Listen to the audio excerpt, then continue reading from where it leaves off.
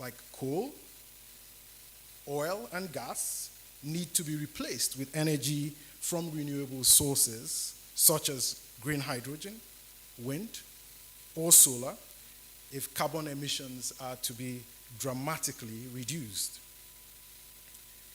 The transition to a low-carbon economy is one of the greatest challenges humanity has ever faced.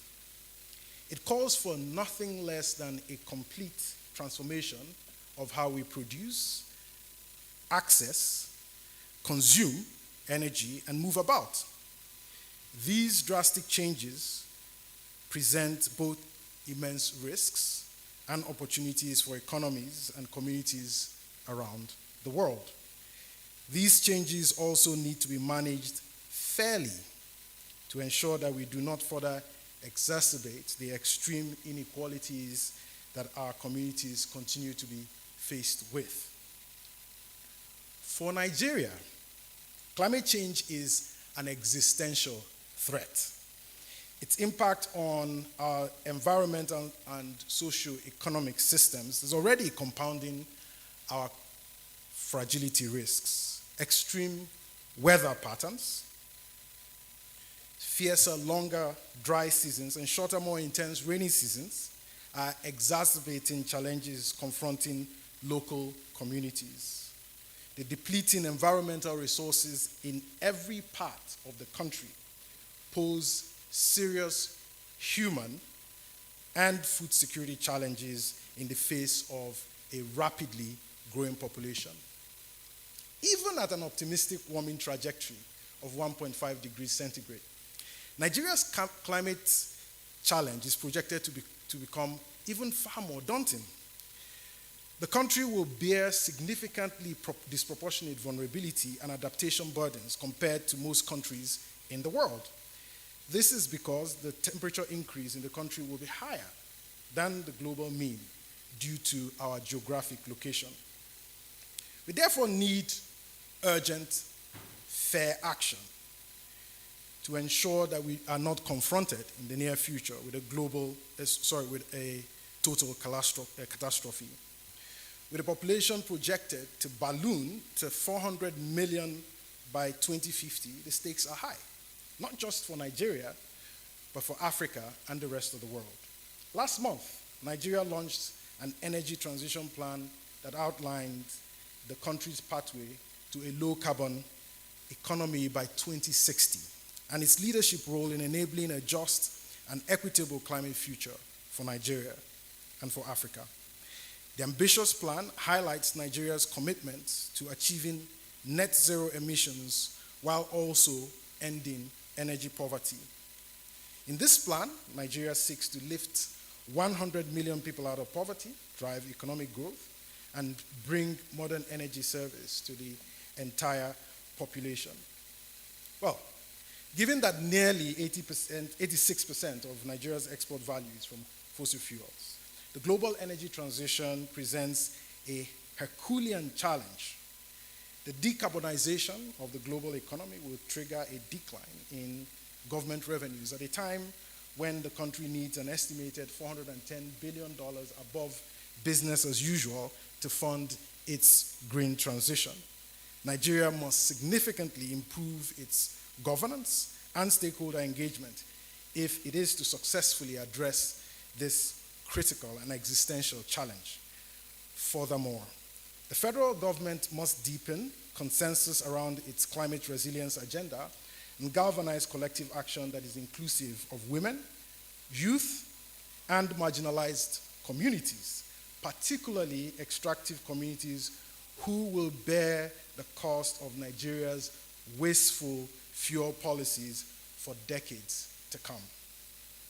Nigeria will also require significant assistance in the form of climate finance, technology transfer, and capacity building from the international community as pledged in the Paris Agreement.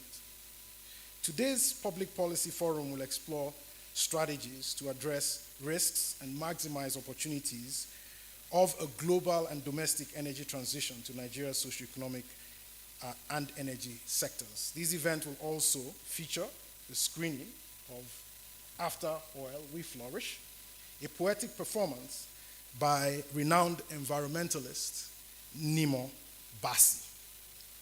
The Yar'Adua Foundation's climate advocacy program engages stakeholders to promote inclusiveness and build consensus around effective policy and process responses to the impacts of climate change in Nigeria. The program raises awareness of the impacts of climate change as it relates to food and human security and provides forums for citizens and community groups to engage government officials and policymakers for sustainable policy making. The Yar'Adua Foundation is thankful and grateful to the Ford Foundation for its generous support for this program. We are proud to contribute to promoting a just transition in Nigeria. We remain committed to providing platforms for dialogue that foster a prosperous and inclusive nation. Thank you and welcome.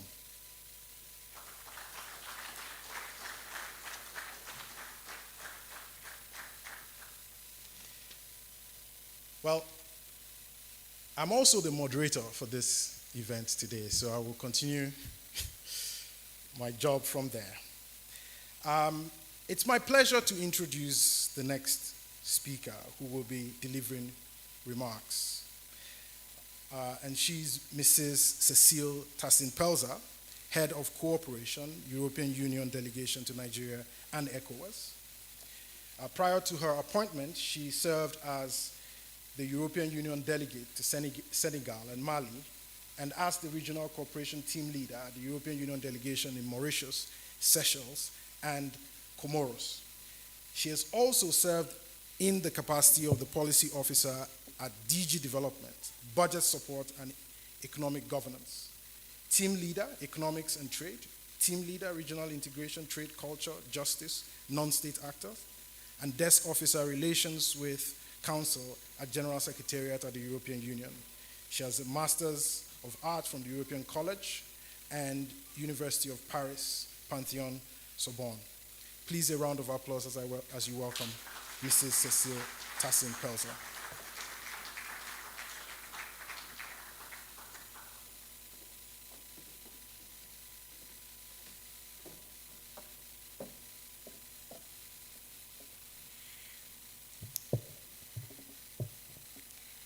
So, thank you. Good morning, distinguished ladies and gentlemen. I don't have the protocol, so I suppose that I stand on the protocol, the existing protocol. Thank you. So thank you very much to the Shehu Musa Yar'Adua Foundation for this invitation. It's not the first time that I come here, and this is always a pleasure. So I'm here today to talk on opportunities and risk of a just energy transition in Nigeria. The global energy transition is a pathway toward transformation of the global energy sector from fossil-based to zero carbon by the second half of this century. At its heart is the need to reduce energy-related CO2 emissions to limit climate change. Reducing global greenhouse gas emissions in line with the goals set by the world leaders at the COP26 Climate Change Conference requires a fundamental transformation of the energy sector in such a way that it brings benefits to people and also have their support. Two key drivers of this global transition are first, progressive replacement of fossil fuels due to the reduction in the cost of renewable energy generation, and secondly, the development of new technologies such as energy storage or green hydrogen. This energy transition, which is already ongoing, involves significant structural changes in energy systems regarding supply and consumption. It also involves transformation of economies and businesses that will affect labor, consumers, and local populations. Nigeria is not lagging behind in this ongoing transition. This we have seen in the recently launched Nigeria Energy Transition Plan, already mentioned, which showcases Nigeria's pathway to achieve net zero emissions by 2060, while also driving economic growth and bring modern energy services to the entire population. Certainly, as the title of this conference says it very well, this transition comes with both risks and opportunities for Nigeria. Like many commodity-dependent economies, which rely heavily on crude oil exports, oil has been a huge source of foreign exchange earnings for Nigeria, with oil revenue generating almost 65% of government revenues. However, as experts had predicted, the global energy transition is already having negative impact on this source of income in Nigeria, as well as on financing of fossil fuels projects. Therefore, the diversification of the Nigerian economy away from oil to potential revenue sectors such as agriculture and manufacturing is needful. Agriculture is becoming the backbone of the Nigerian economy, providing the main source of livelihood for most Nigerians and contributing about 22% to the nominal GDP. And this is to be compared with the current GDP contribution of the oil sector, which has fallen to 6.33%. More than 70% of Nigerians engage in agricultural production at a subsistence level. In addition, with more climate-smart agriculture techniques and technology, Nigeria's agricultural system will become more resilient to climate change. Energy transition also stands to create significant investment opportunities, such as the establishment and expansion of industries related to solar energy, hydrogen, and electric vehicles. Nigeria's energy transition plan states that there is a 23 billion investment opportunity which has been identified across the value chain. Although there will be job losses in the oil industry due to this transition, Nigeria stands to benefit more on job creation from green jobs as compared to jobs in the oil sector, as described in the transition plan. Furthermore, investment in renewable energies would contribute to a less polluted and therefore more healthy environment and would reduce dependence on energy imports. Today, 40% of the Nigerian population doesn't have access to electricity. According to the International Energy Agency, 60% of energy access could be achieved through decentralized off-grid or mini-grid system, in particular in difficult-to-reach regions where a majority of the communities cannot be reached with extension of the national grid. Decentralized renewable energy solutions like small hydro and solar PV in mini-grids will help bring vital services such as improved healthcare, better education, and affordable internet connectivity to unelectrified citizens living in that region and beyond. The European Union recognizes that Nigeria will require significant assistance in the form of climate finance, technology transfer, and capacity building from the international community. And that is why, as co-chair with the World Bank of the Energy Donor Partner Group, we fully support Nigeria Energy Transition Plan. The European Union has delivered since 2008 with some 200 million euros in grants to the renewable energy sector in Nigeria, primarily solar energy, with projects addressing policy and regulation, capacity of market participants, and access to finance in the public and private sector on renewable energy technology. And we will continue. In fact, we are already preparing further support on energy transition energy efficiency, and circular economy. We also believe that Nigeria can benefit from stronger regional integration of its energy system through the Western African power pool. We support, and we will continue to support, the development of the regional electricity market and critical regional infrastructure. Ladies and gentlemen, the challenge of providing affordable and reliable sources of energy for a population like Nigeria is an ambitious one. But the Nigeria Energy Transition Plan is an important step on which the international community can build for further cooperation. On this note, let me wish you all a successful deliberation all through the remaining session of today's event. Thank you very much.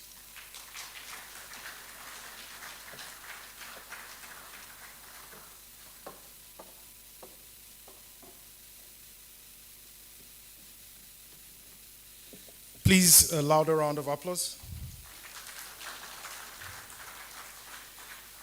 The European Union as a bloc is our largest trading partner and also the single largest customer for fossil fuels, and also one of the strong development partners in Nigeria at the moment. So we're encouraged by remarks from the head of cooperation, Mrs. Cecile Tazim-Pelsa, and we look forward to continue to engage the international community, not just the European Union, but across the spectrum of international development around just transitions.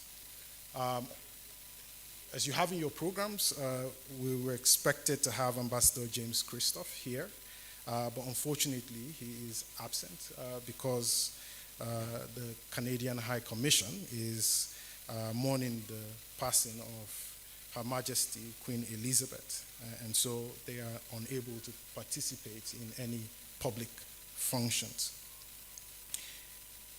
However, we have come to a time for special remarks and our special guest of honor. And it is my pleasure to introduce him. He is the 21st Olu of Warri, Ogiame Atuwatse III, who ascended the throne of his forefathers on the 21st of August, 2021. He had his early education in Adesoye College of between 1995 and 2001. Afterwards, proceeded to Case Western Reserve University, Cleveland, Ohio, USA, where he graduated with a Bachelor of Arts, majoring in International Studies and Political Science with a minor in History and Economics in 2006, and then a Master's of Science in Management in 2007. In 2008, he did his National Youth Service Corps with the National Petroleum Investment Management Services, NAPIMS, Public Affairs Department. Upon completing NYSC, worked in Sahara Energy and Shell Nigeria Closed Pension Fund Administrator, SNCFPA, and then established Noble Energy Limited and Coral Curators Limited. With strong leadership and management qualities, a goal-getter, and with strong mediation and interpersonal skills, who firmly believes dialogue is a weapon in conflict resolution, a firm believer in exploring new strategies for implementing infrastructural development and community engagement, elimination of distrust and suspicion between host communities and companies, local capacity building for Nigeria-based development organization, and ensured generous participation by community-based contractors. He is chairman of Ocean Marine Security Limited and a director in Gulf of Guinea Limited, Vessel Link Nigeria Limited, and Warri Boatyard. He is an avid sportsman interested in swimming, kayaking, basketball, American football, and soccer. The Olu of Warri presents a fresh and crisp vista for Nigeria, especially for the youth, who we have many of them here today who are looking forward eagerly to hear from him.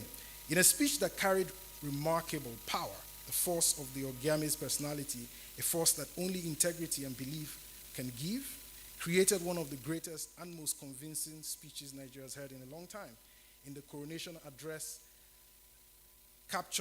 which captured audiences across the globe, where Ogiame demonstrates hope, sees the invisible, hope feels the intangible, and hope can achieve the impossible.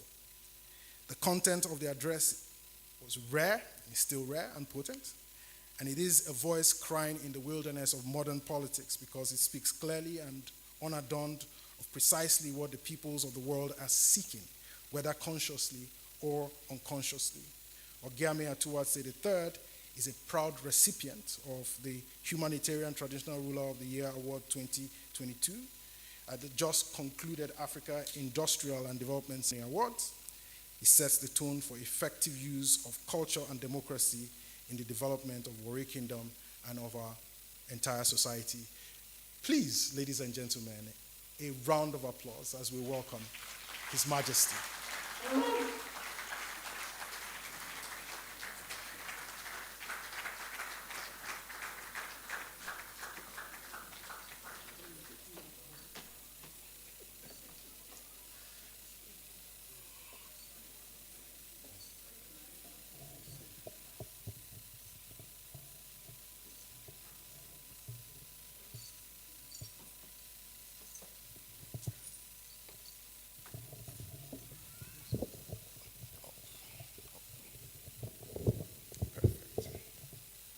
Thank you. Please be seated. Thank you very much.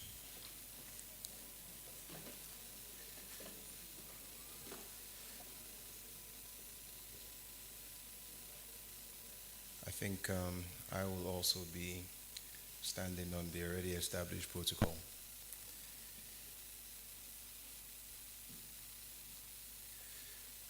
Good day, ladies and gentlemen. I would like to thank the Shehu Musa Yar'Adua Foundation for organizing this forum where we can discuss freely and constructively. This gives me a lot of hope for the future. And speaking of the future, I'm very happy to see that the general makeup of this room is youthful, and it's very cry, now passed down a few generations, long went unheeded. Communities lost their lands and livelihoods. Activists lost their lives. For over 60 years of oil exploration in Nigeria, the Niger Delta has borne the brunt of the externalized cost and reaped comparably little of the benefits. We should not politicize the fight for lower carbon emissions, ecological preservation, and biodiversity restoration of the Niger Delta region, as this fight is critical to the survival of the entire Nigerian populace.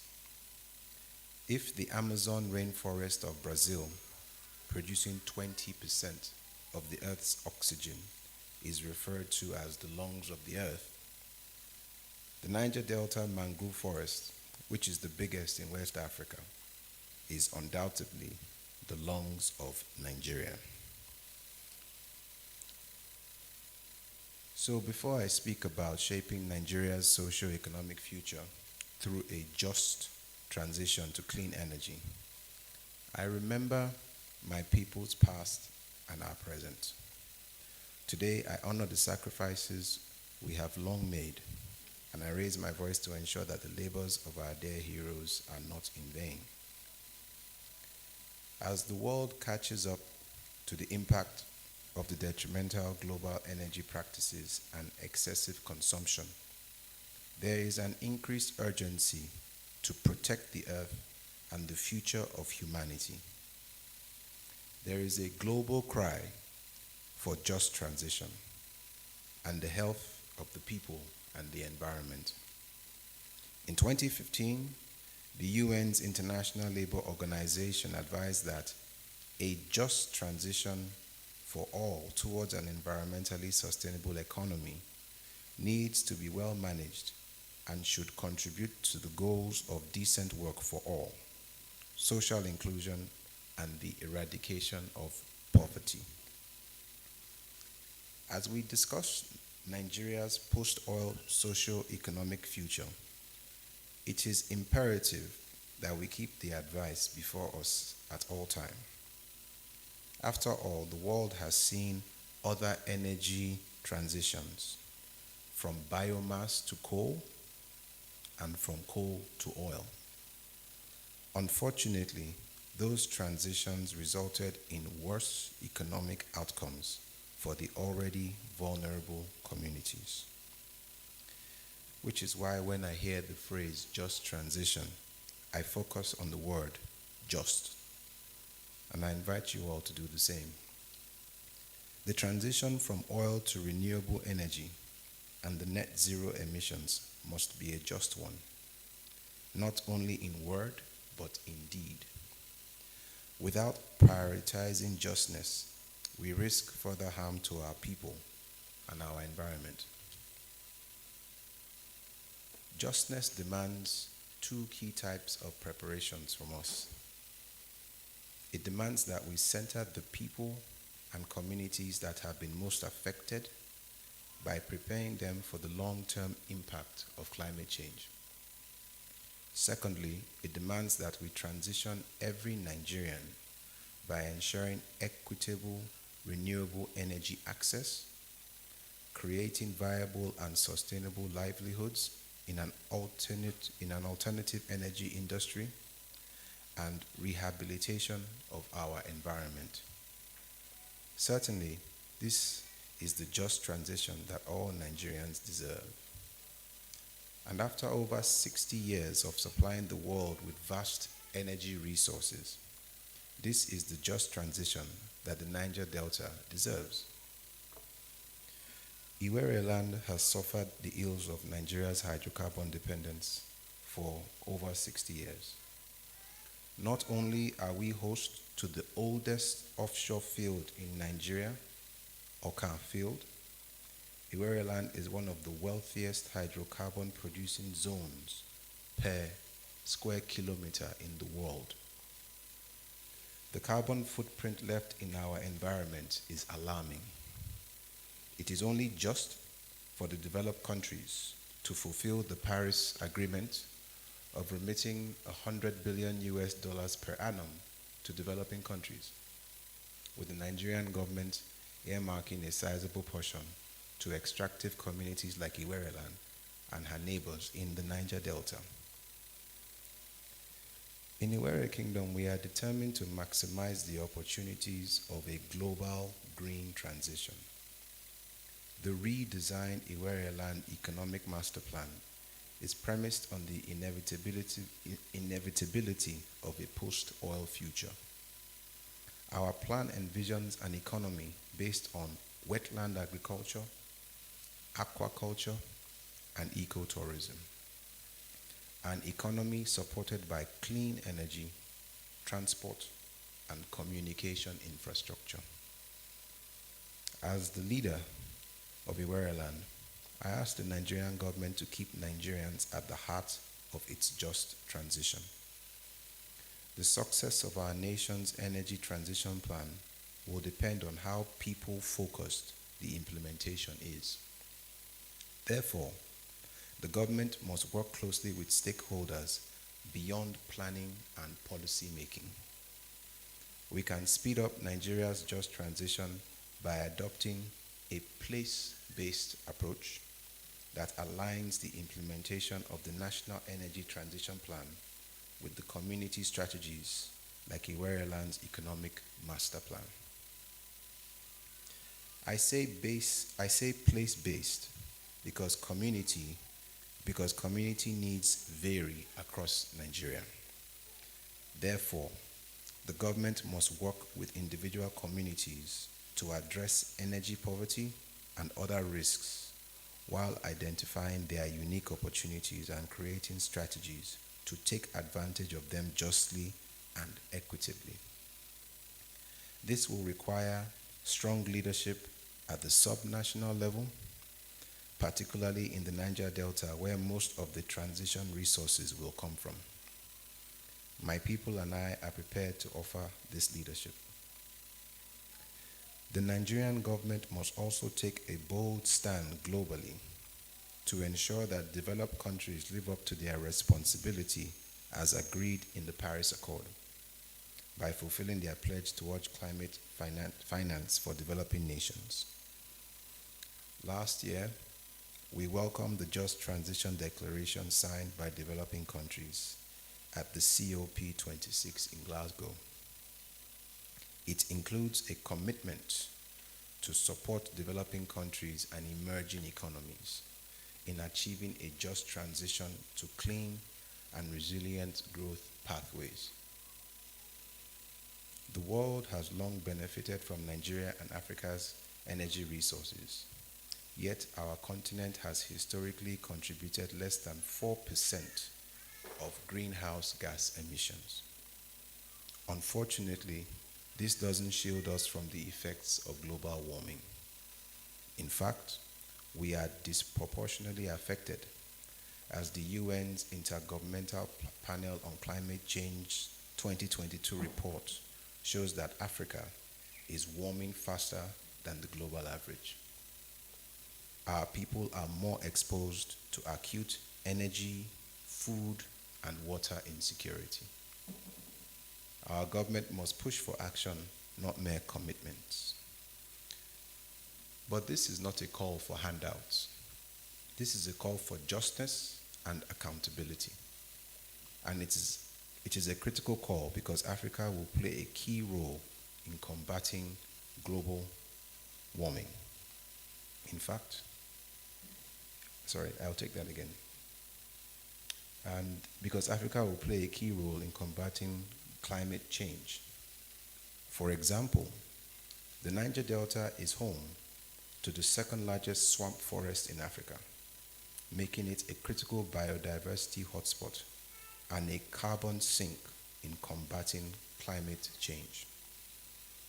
Finally, all of us here, activists, civil society organizations, government representatives, have the onus to educate the populace, to support the government, and to influence our communities.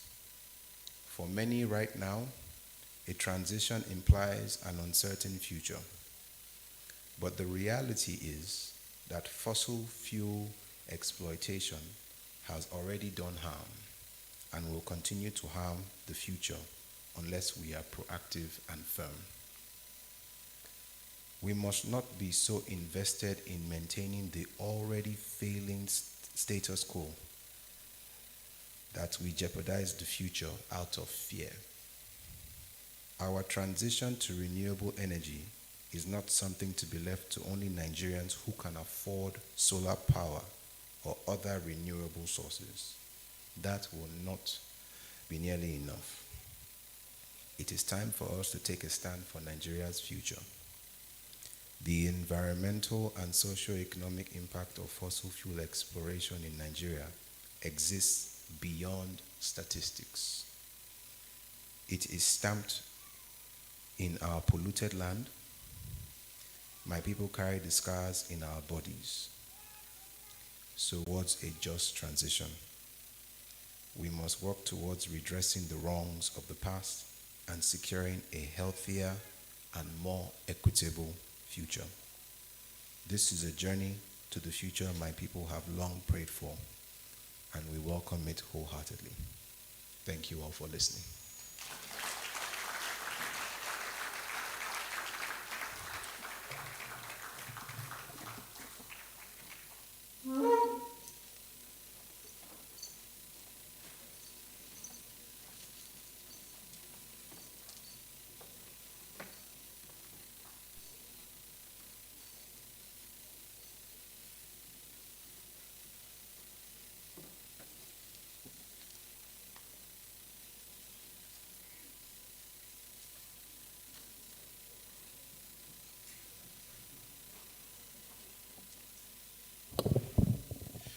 Please, another round of applause, this time a good one.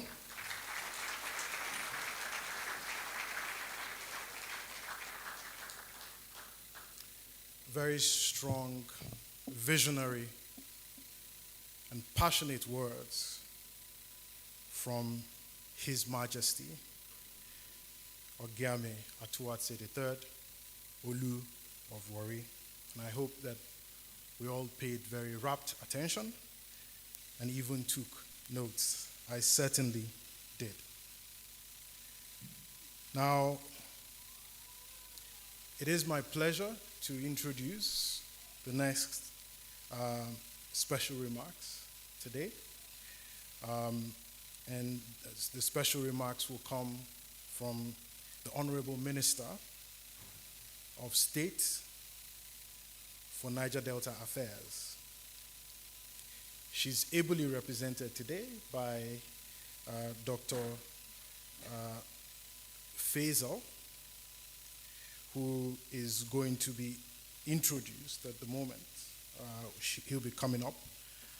But after he speaks, the Honorable Minister, who's unable to be here because the entire ministry, has gone for a retreat in Uyo, graciously recorded a speech which we will be playing because she considered this event also very important, and she wanted to lend her voice to this conversation, important conversation about a just transition. So please help me welcome with a round of applause Dr. Faisal Diko, Senior Special Assistant at Ministry of Niger Delta Affairs.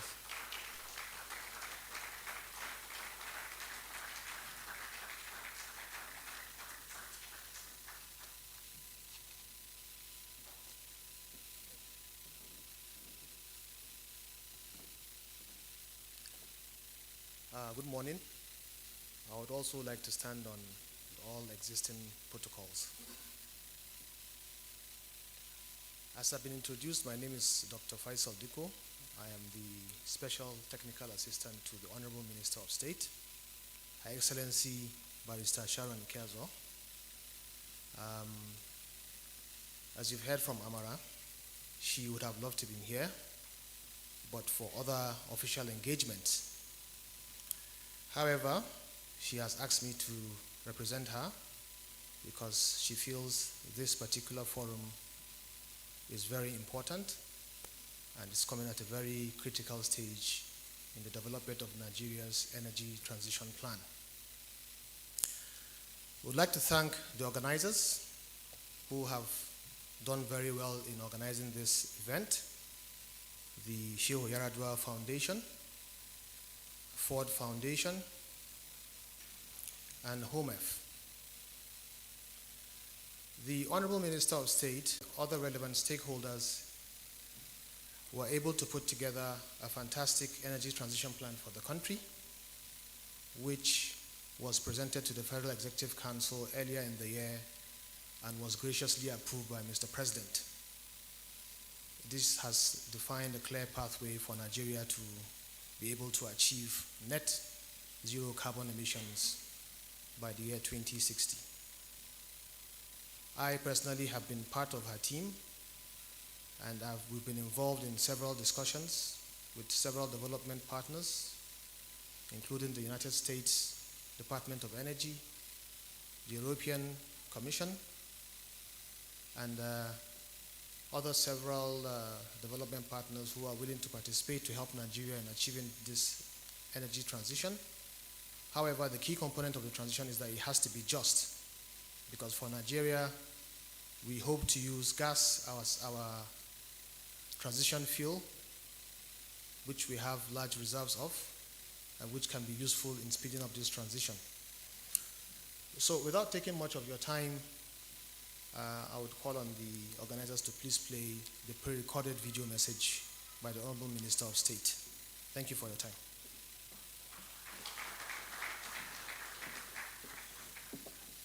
Thank you, Dr. Faisal Diko, for ably representing the Honorable Minister. To introduce our speech, I would like to read a little bio Barrister Sharon Ikazo was appointed Minister of State for the Ministry of Niger Delta Affairs in July 2022, prior to which she was the Minister of State for Environment, as you've heard earlier. With over 30 years post-graduation experience as a legal practitioner, business development consultant, and pension administrator, politician, and social activist, she is passionate about the environment and a strong advocate for women and youth inclusion in governance and climate action. Ladies and gentlemen, Barrister Sharon Ikazo, Honorable Minister of State, Niger Delta Affairs.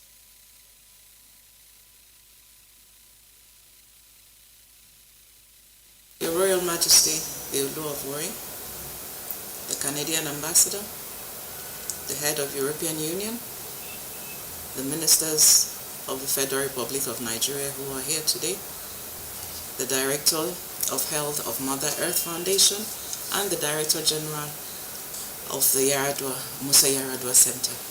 Distinguished participants, ladies and gentlemen, I am honored and extremely delighted to speak to you today at this public policy forum on a very important topic, energy transition.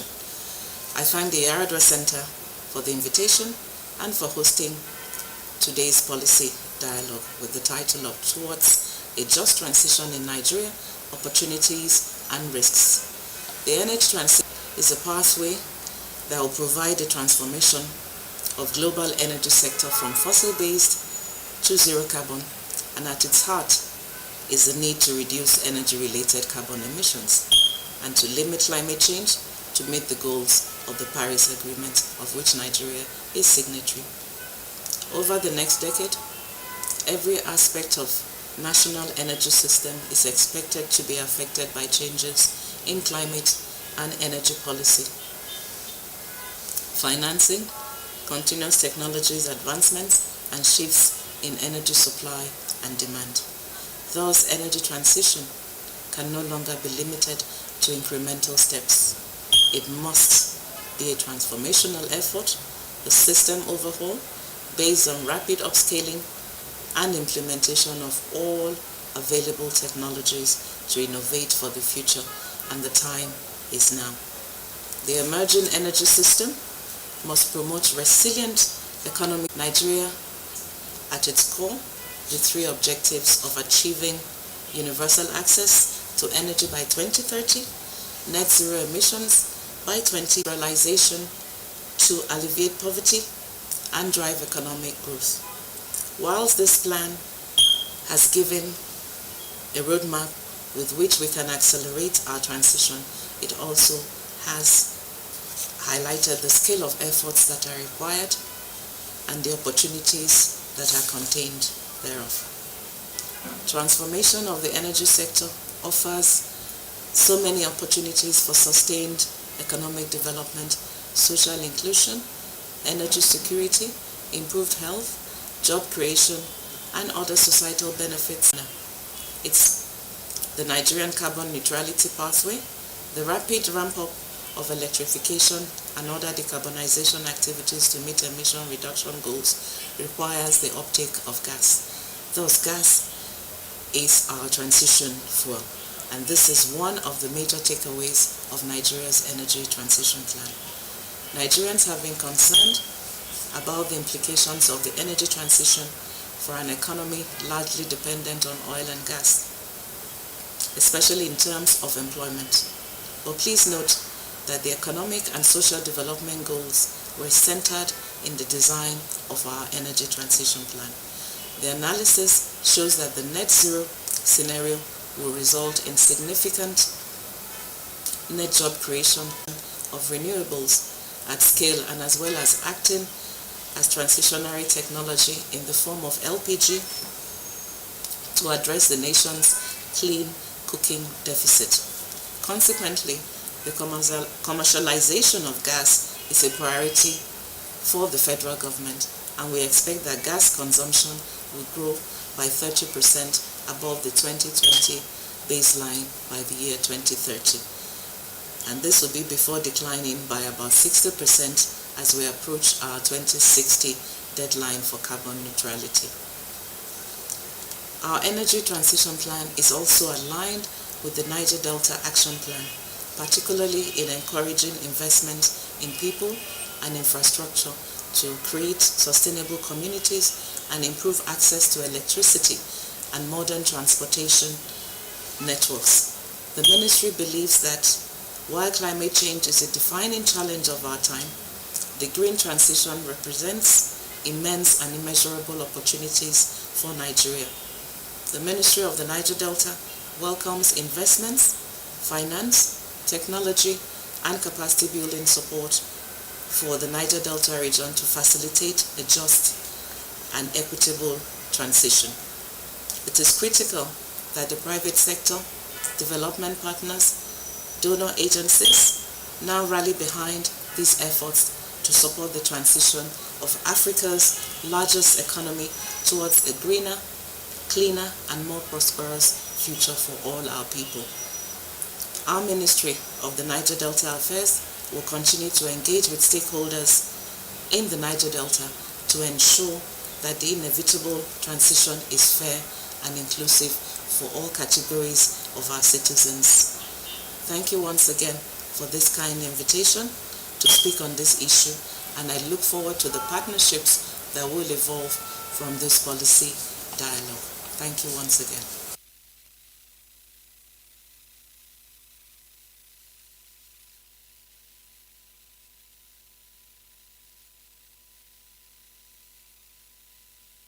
My mic, thank you.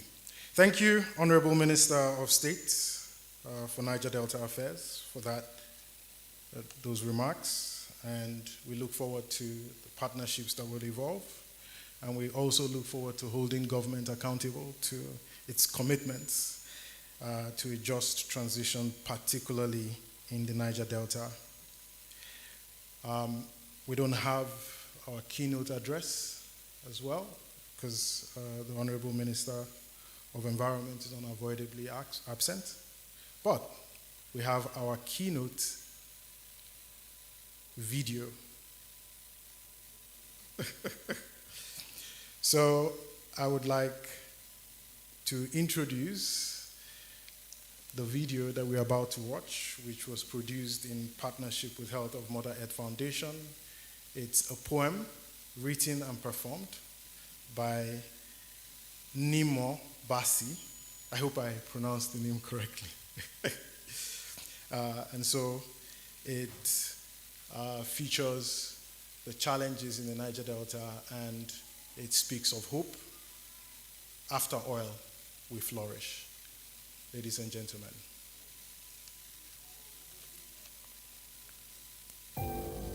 The Niger Delta isn't a ticking ecological time bomb. The bomb has already exploded. Shrapnel fly everywhere, in the land, in the water, and in the air. The living have long been sacrificed. Today we dream.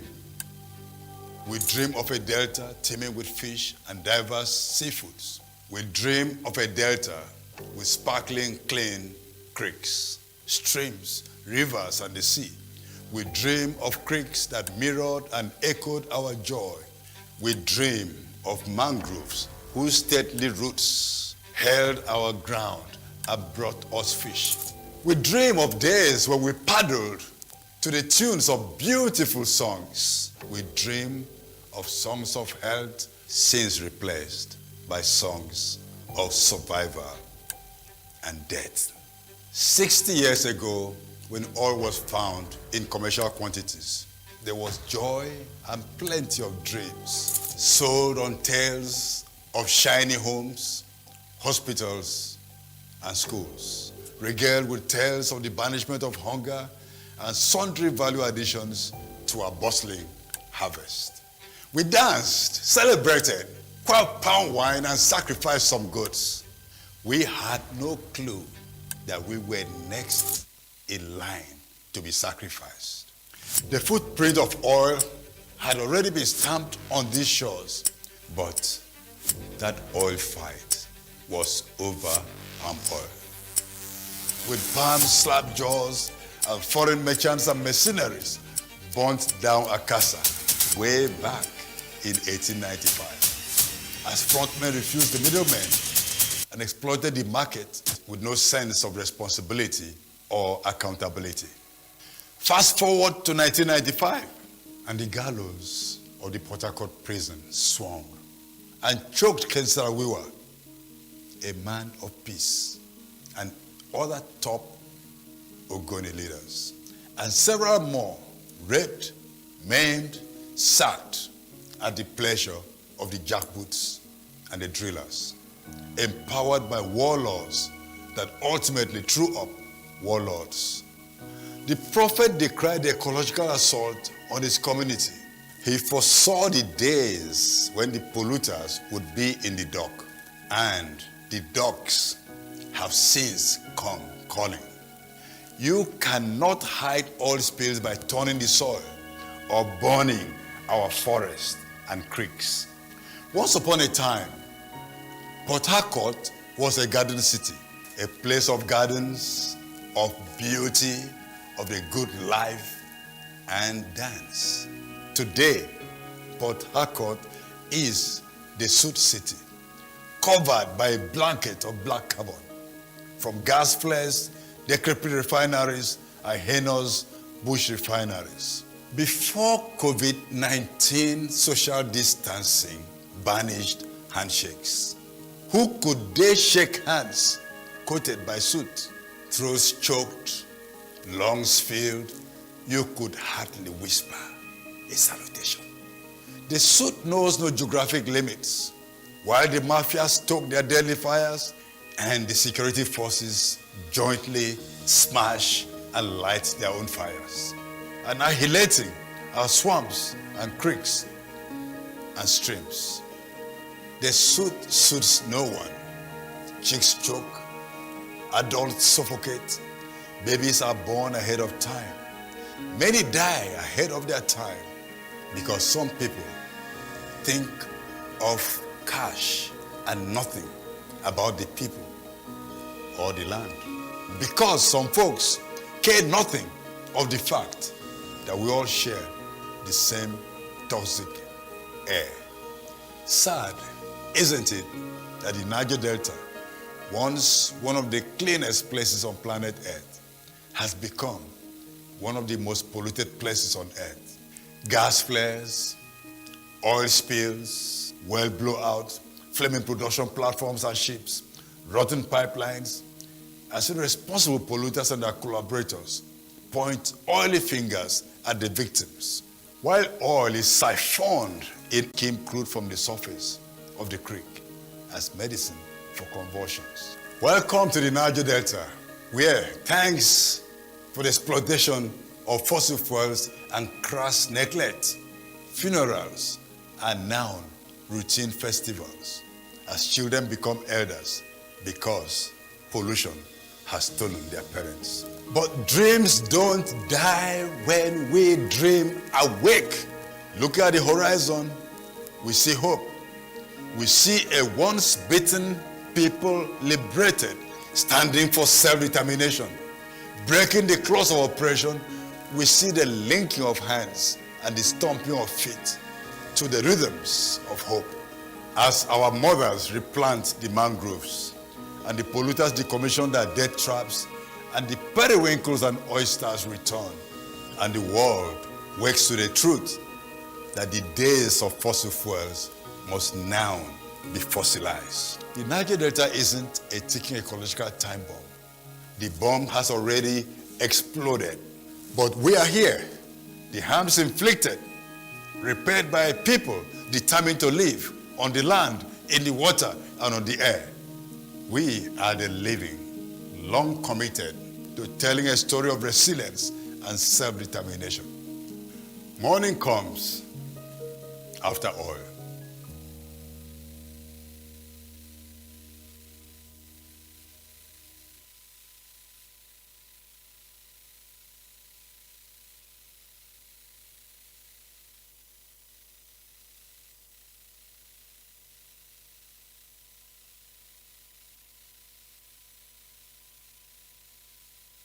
Performance and a really good poem. So we've now got to the time when we have our panel discussion and when all of us get to join the conversation. And it is my pleasure to introduce the panelists. First of all, I would like to introduce Ms. Lanre Chasore, who is the Senior Special Advisor, Planning and Coordination, Office of the Vice President, Federal Republic of Nigeria. She is a public policy specialist with a focus on policy design, measuring impact, and advocacy. Prior to her appointment, she served as the Vice President, Corporate and Legal Services at Marine Power Limited, where she managed and monitored the company's regulatory compliance in the power sector. She also served as the Political Affairs Officer, Department of Political Affairs, Horn of Africa Desk, United Nations, for 2 tenures.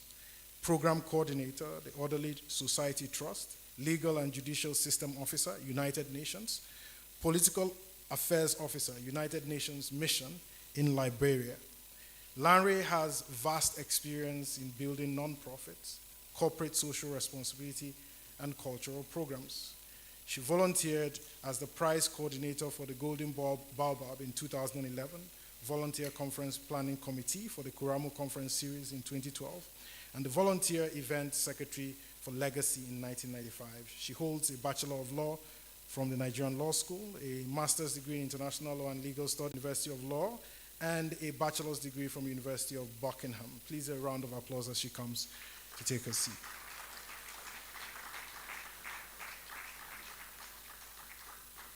Please would have to do a little bit better. Yeah. Next, I will be introducing a very dear friend and a very vocal activist, Chief Eric Doe.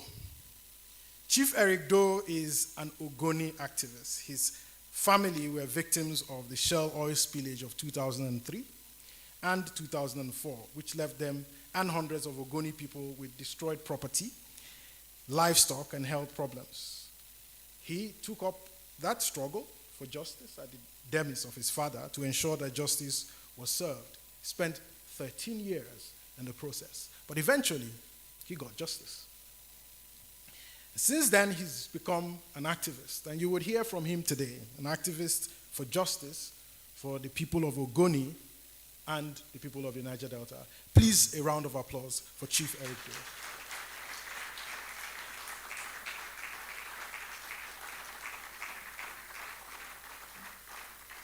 I think we have to appreciate more our traditional institutions coming to the table.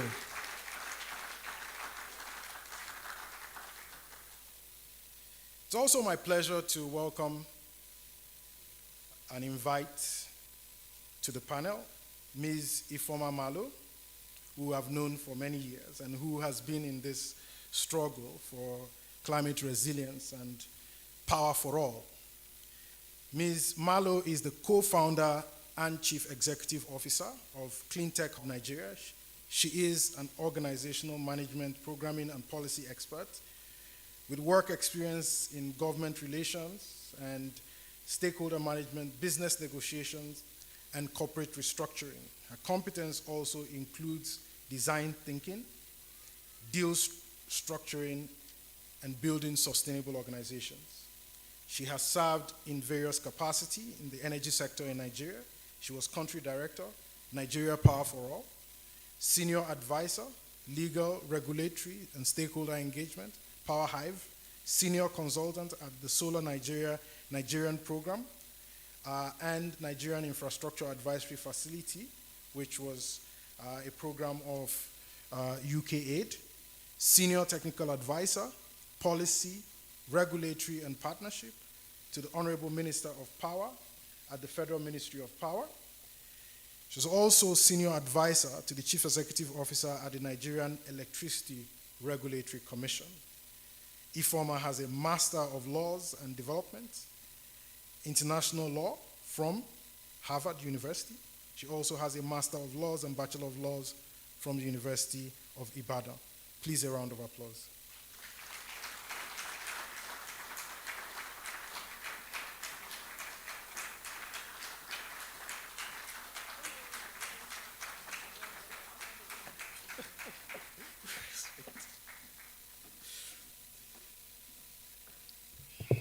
As you've noticed, there is a bit of gender justice happening on the panel today because we believe that climate justice, just transitions include gender justice.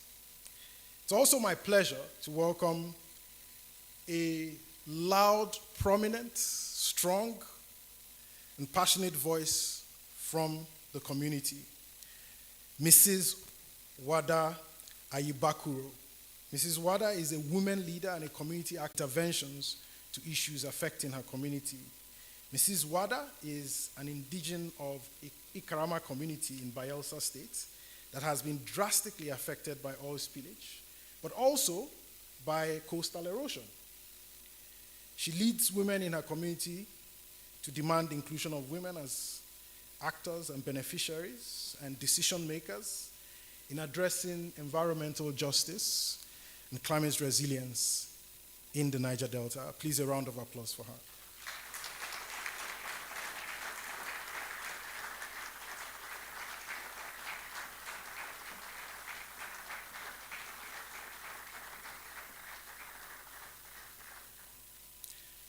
Now, for our moderator, and the man whose poem you just enjoyed, Nimo Bassi is director of the ecological think tank, Health of Mother Earth Foundation, HUMEF, and members steering committee of Oil Watch International.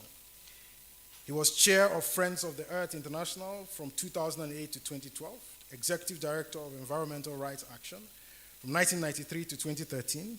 He was a co-recipient of the 2010 Right Livelihood Award, also known as the Alternative Nobel Prize.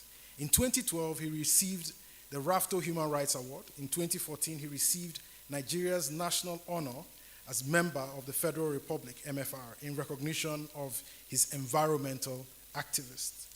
Bassi is a fellow of the Nigerian Institute of Architects and has authored books on the environment, architecture, and poetry.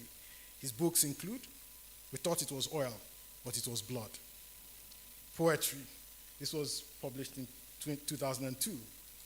I Will Not Dance to Your Beat. As you can see, he's an activist. This is also poetry. To Cook a Continent, Destructive Extraction and the Climate Crisis in Africa.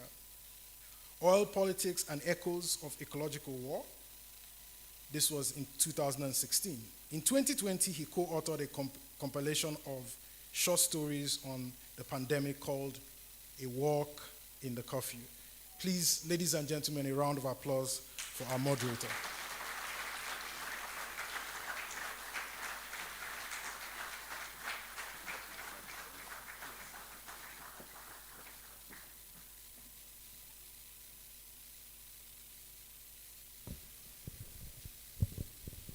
Thank you so much, Amara.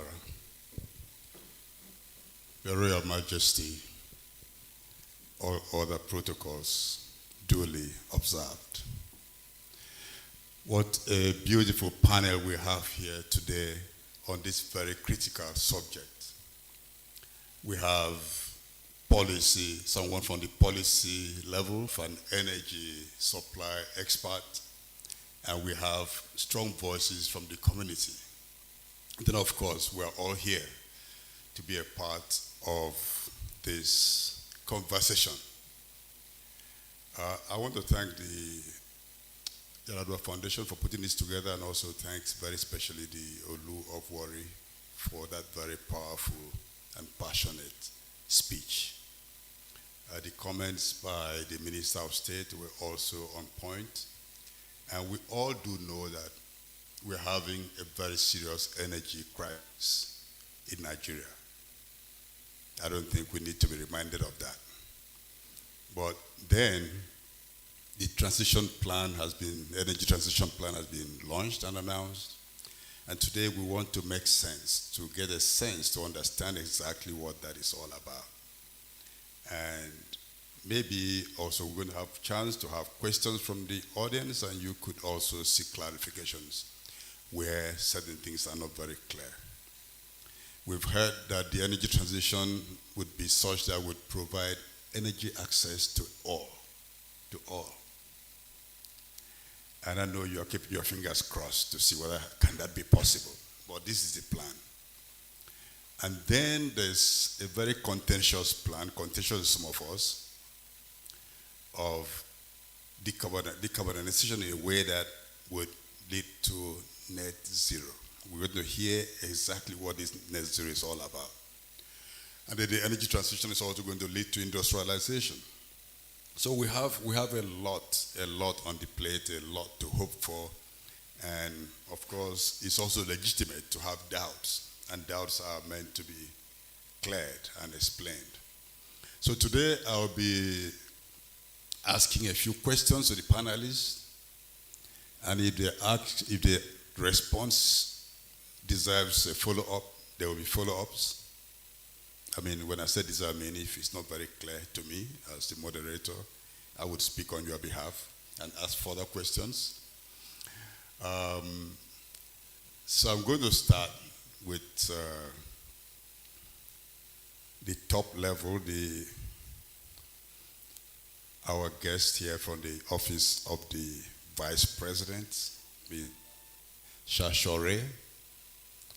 And the question is actually related to the energy transition plan itself, which was launched in August 2022, just last month. It outlines the country's plan and pathways to reduce emissions to net zero by 2060. I personally have a problem with those long distance dates. 2060. We want to see things done much quicker, but this is the way things are moving in the world. So explain to us exactly when Nigeria says they're going to achieve net zero by 2060, and the European Union says they will attain net zero by 2050. India has said they will attain net zero by 2070. These dates are so far away that dates that make sense most to the young people here may not make sense to the living ancestors. So please, can you tell us what does net zero mean? Okay, thank you so much for that question. Good afternoon, ladies and gentlemen. Your Royal Majesty, distinguished ladies and gentlemen, thank you for having me here. So the question is about the energy transition plan. What is it all about, I expect? So that's a good place to start, a good broad place to start. You did mention the dates. You seem to think that they were arbitrary. Well, that's just it. The global commitment to energy transition, a lot of countries are committing to achieving decarbonization by 2050. Because the Nigeria Energy Transition Plan was based on data, we actually worked with people and worked through the data. We found that it was more realistic, bearing in mind the challenges that we face, how much it will cost to commit to a later date. And as you said, India even went as far as committing to a date that was even 20 years beyond what most countries were committing to. Because, again, we've said it all morning, this is an existential issue for us. This is something that we take seriously in our country for so many different reasons. First of all, the decarbonization debate really speaks to the very heart of our livelihood in this country, what we live on. We live on hydrocarbons, whether we like it or not. Apart from that, it also affects our communities in no small way across the country, from the Niger Delta to the coast, to the southwest coast by the Atlantic, all the way to the Lake Chad region, across the Sahel. It affects the very heart of our people's livelihoods. So energy transition was important to us. The other, the twin thing, because again, people always ask, what are we transiting from? We don't even have any energy. Why are we transiting?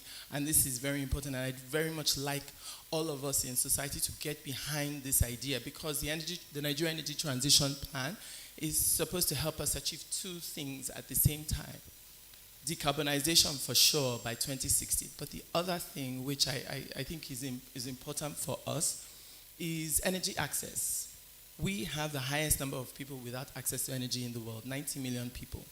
Over 100 million people in our country don't have access to clean cooking.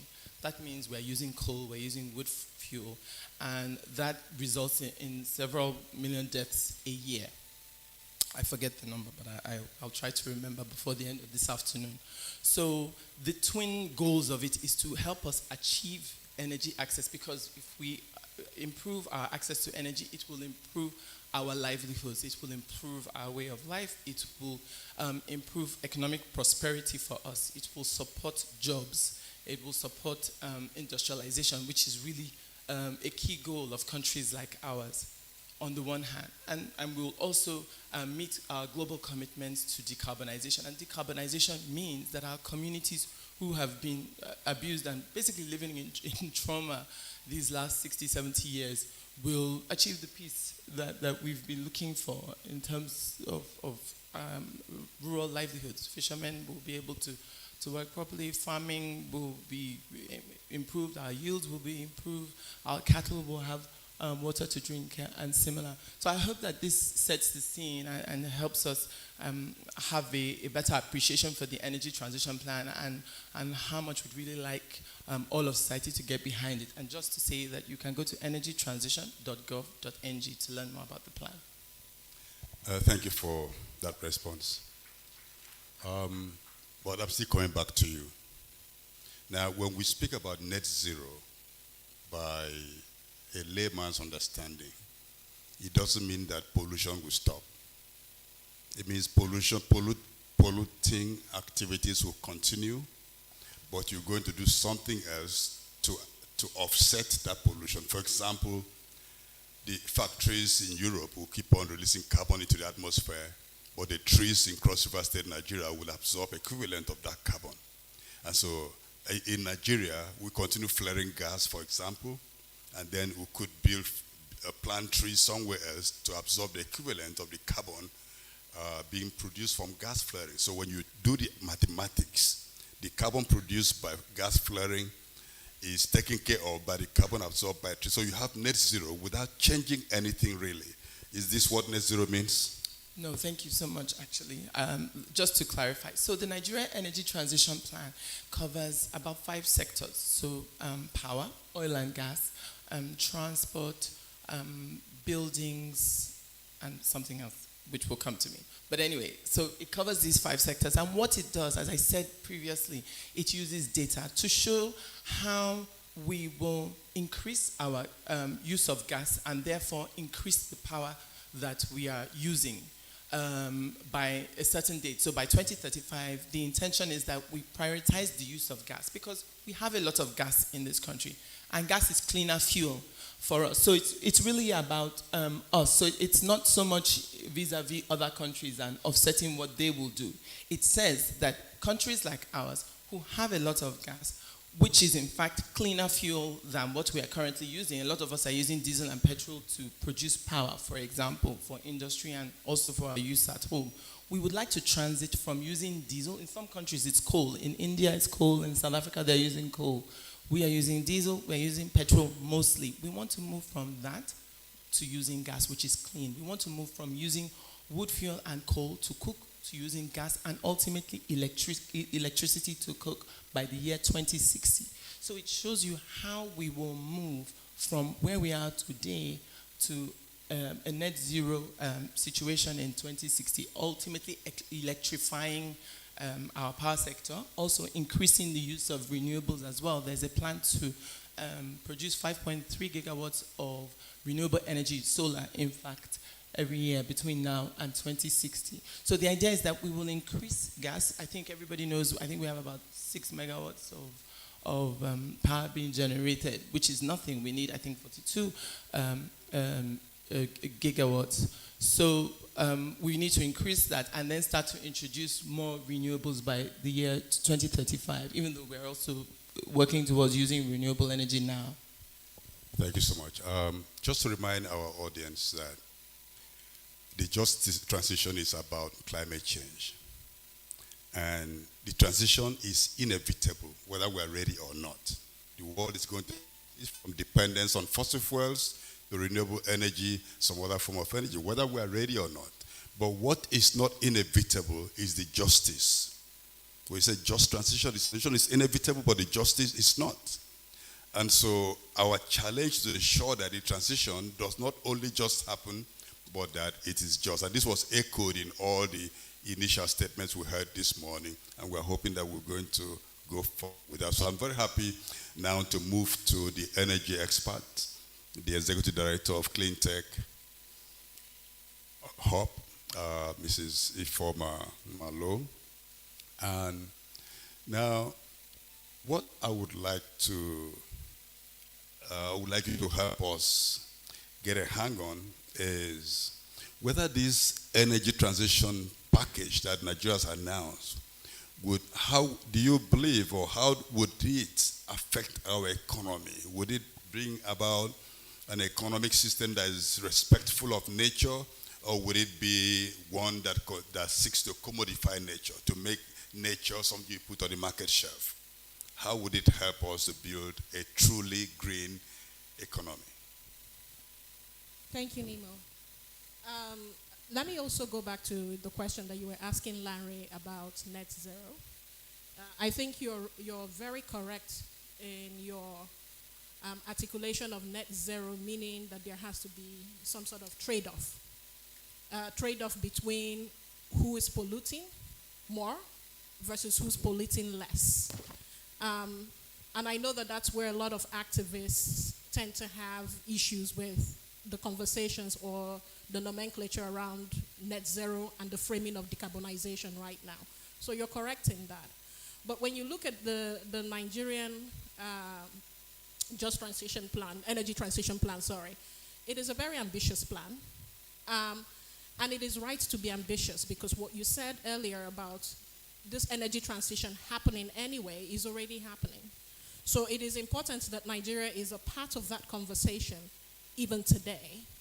The targets that they have set, I think when we look at the range of targets from other countries, are very realistic.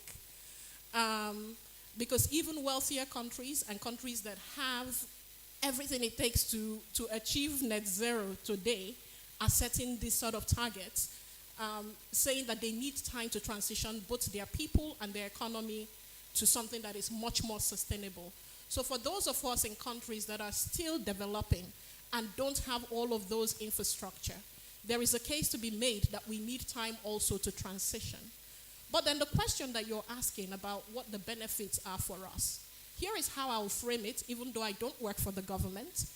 It's the fact that we have a comparative advantage in the fact that we still have a struggling electricity system. And if we had to just take a sort of, poll here to ask people, how many people even get up to 3 hours of electricity from the grid? How many people? I just want to see hands up. Do you get up to 3? No, everybody says no. Oh, some people, please, we have to find out where those people live so that we can go see whether we will find houses there. But this is just to say, somebody said Kubwa, okay. It's all right, thank you. Okay, so the point is really that our electricity, our average electricity consumption as Nigerians, as everyday Nigerians, are very low. And most times we're subsidizing or, getting most of our electricity through generators, diesel generators or petrol generators. There, I better pass my neighbor generator. So we don't have enough electricity as it is. What this energy transition plan now does for us is to help us accelerate to a time where we can be able to get as much electricity as everybody else who's also going to be transitioning at the same time. Nigeria already is revolutionizing in terms of renewable energy. We have a mini grid regulation. We have mini grid. We have solar home system plans. We have the Solar Niger program. You know, they have a lot of programs that they're rolling out. The reason is because they know that decentralized renewable energy is the way to get villages and communities electrified as quickly as possible without necessarily waiting for the antiquated grid that we have now to get to people. And so this is important for us when we're talking about the energy transition plan, because it's going to maybe help with equalizing our energy access for millions of people who live in rural communities and peri-urban communities that do not have electricity today. So that's one advantage. The other advantage that I think this has is that it's also preparing our young people, and it's really great, like His Royal Majesty said when he looked across the room and said that there are lots of young people here. It is really great that young people are engaging on issues of climate because it's their future. But this future, there's going to be a green economy or a green future that is emerging. Do we have the human capital currently of that green future? The answer is no. So what, again, this plan might do for us is to begin to prepare young people to begin to think about technical knowledge in issues around, climate resilience, climate adaptation, climate technologies, things that we're not actually very strong in now. So that's the other advantage that I see that this plan brings forth. I'm happy to talk about others, but I'll cede the mic back to you, Nemo. Thank you so much, Ifoma, for that yes, it's okay to clap, yes. Very clear and very hopeful response. That is helpful to some of us who have a lot of doubts. So thank you for giving us reason to hope. Now, Chief Eric Doe, you come from a community in Ogoni that was devastated by an oil spill and fire. Up to 80% of your people are now living as refugees in other communities in Ogoni land and elsewhere because your community was burned down. Now, this was burned down by extraction of resource for energy. So the question now is, please tell us how much your people, what is access to energy for your people, wherever they may be, and those still in what remains of your community.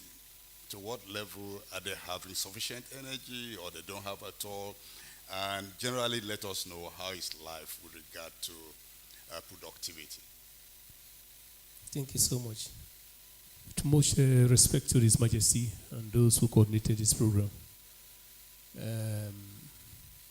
I will go straight to the point. Really, if you are talking of energy access in my community or in Gokana in general, it is zero. I cannot remember the date I saw electricity. People living in the town or the urban centers can have access to energy, but not the local community people like ourselves. Because our environment had been completely devastated. In fact, when we talk of access to energy, you must have those energy in place first. You might have seen it. Where I'm coming from, I have not seen the energy myself. What I saw there is antiquated poles that are no longer functional. Therefore, if we are going to have access to energy, definitely the policymakers must put the right peg, the square peg in the square hole, so that the local community people can have the energy. Therefore now, nothing like energy access in Ogoni. Nothing like energy access in Ogoni. The environment is so devastated to an extent that, in fact, in every month, you must see not less than 2 oil spilling from antiquated oil pipe tackled. The resources that are devastating the environment and people are out there complaining, compensation, this, that, but are being used to develop energy, clean energy for our people. If you look at it critically, you will see that most of the things that makes the energy access impossible is that there is total neglect of our people. So the policymakers should at least realize that you heard from His Majesty when he said the Niger Delta, where the resources that is sustaining the national economy is coming from, have not even benefited. And we are going to suffer. And another thing is that if the energy access will be something as proposed by this energy transition plan, then it is not going to remain in Abuja. We must drive it home. People in the local communities should be aware.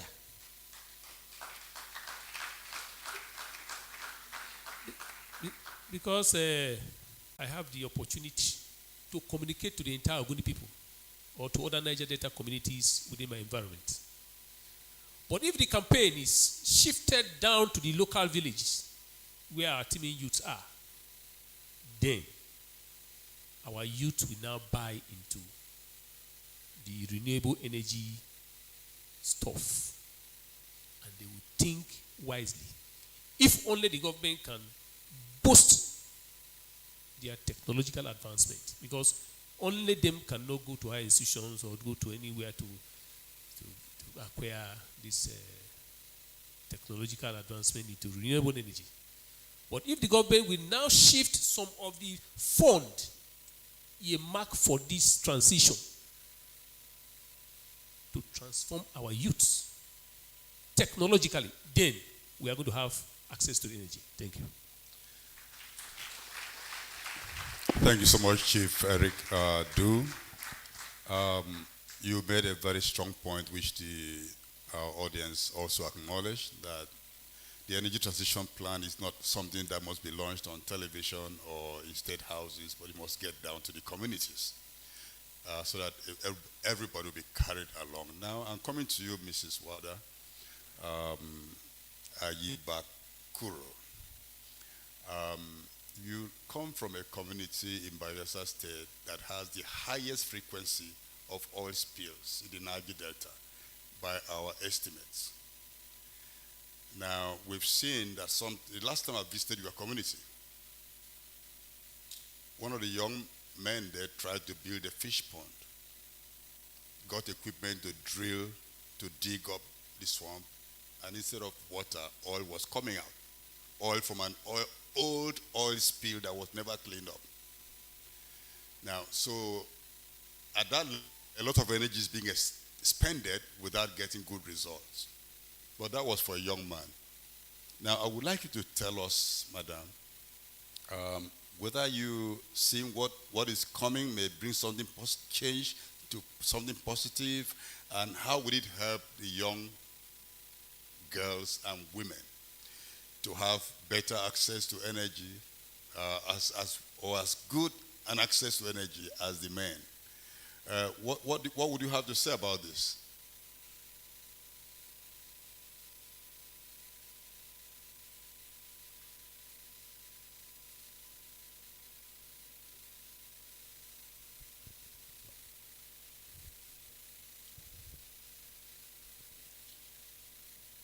I stand in the existing protocol, Our Majesty and Reverend Nimobasi.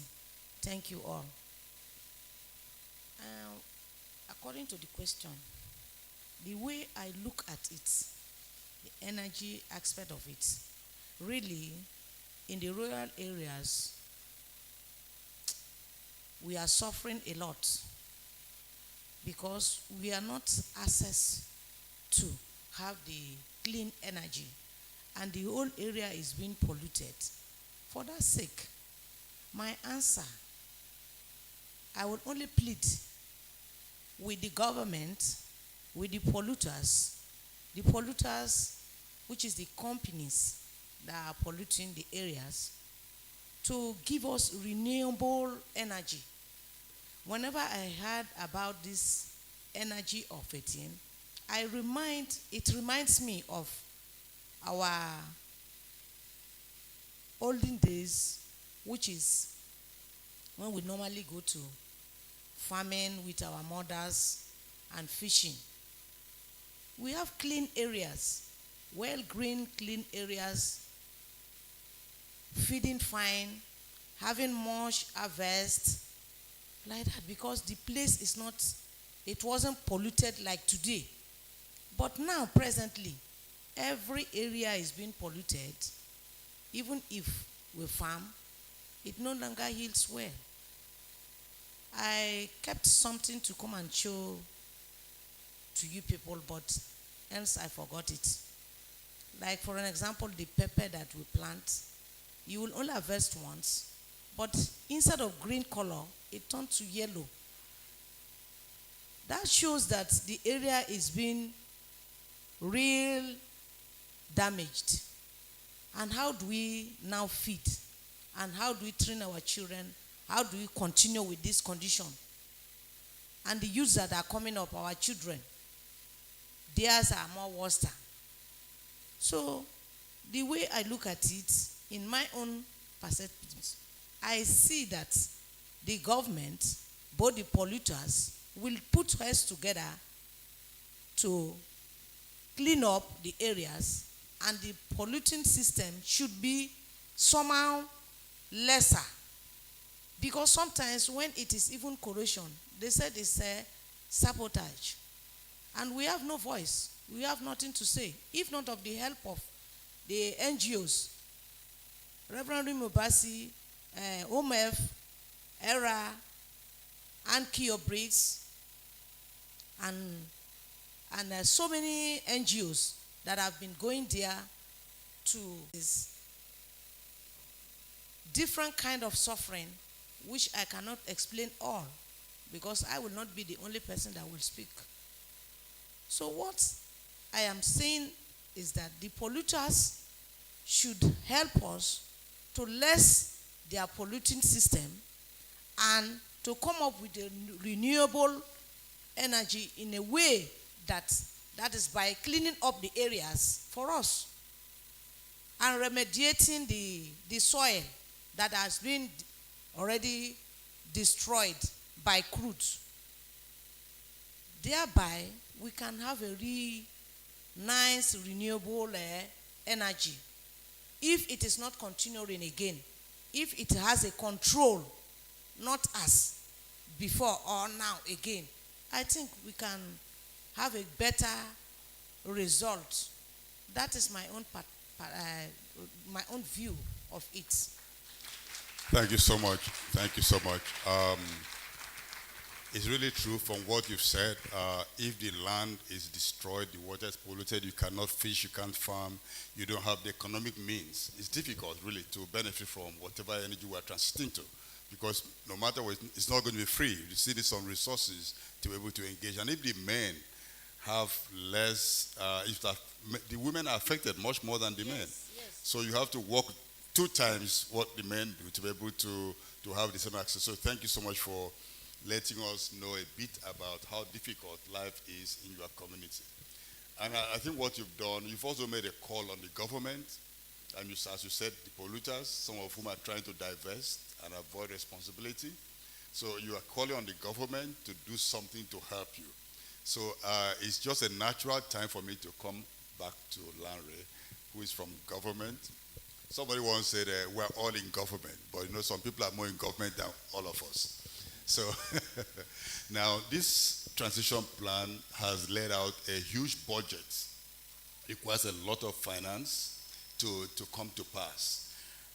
Now I would like you to tell us, is this something that's going to be done only from Abuja, or do the states have their role in attending this energy transition? Thanks so much.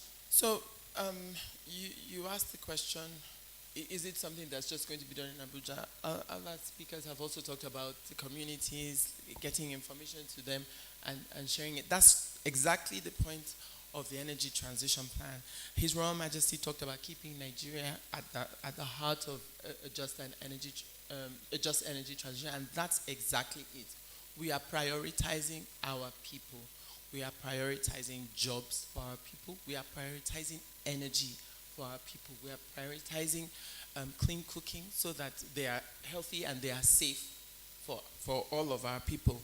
The projects, again, if you look at the energy transition plan, in the gas sector, we've talked about pollution as well.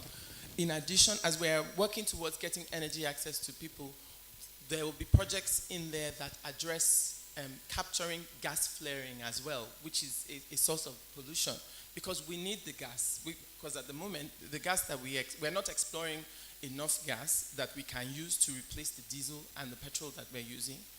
Secondly, the gas that we do explore, most of it is flared, so we need to capture that and use it as clean fuel. So the whole point of this is people are at the very center of it. How can we improve lives for all of the people in our country using the plan? You've talked about, I think it was, if I made reference to jobs, absolutely. This also intends to create jobs.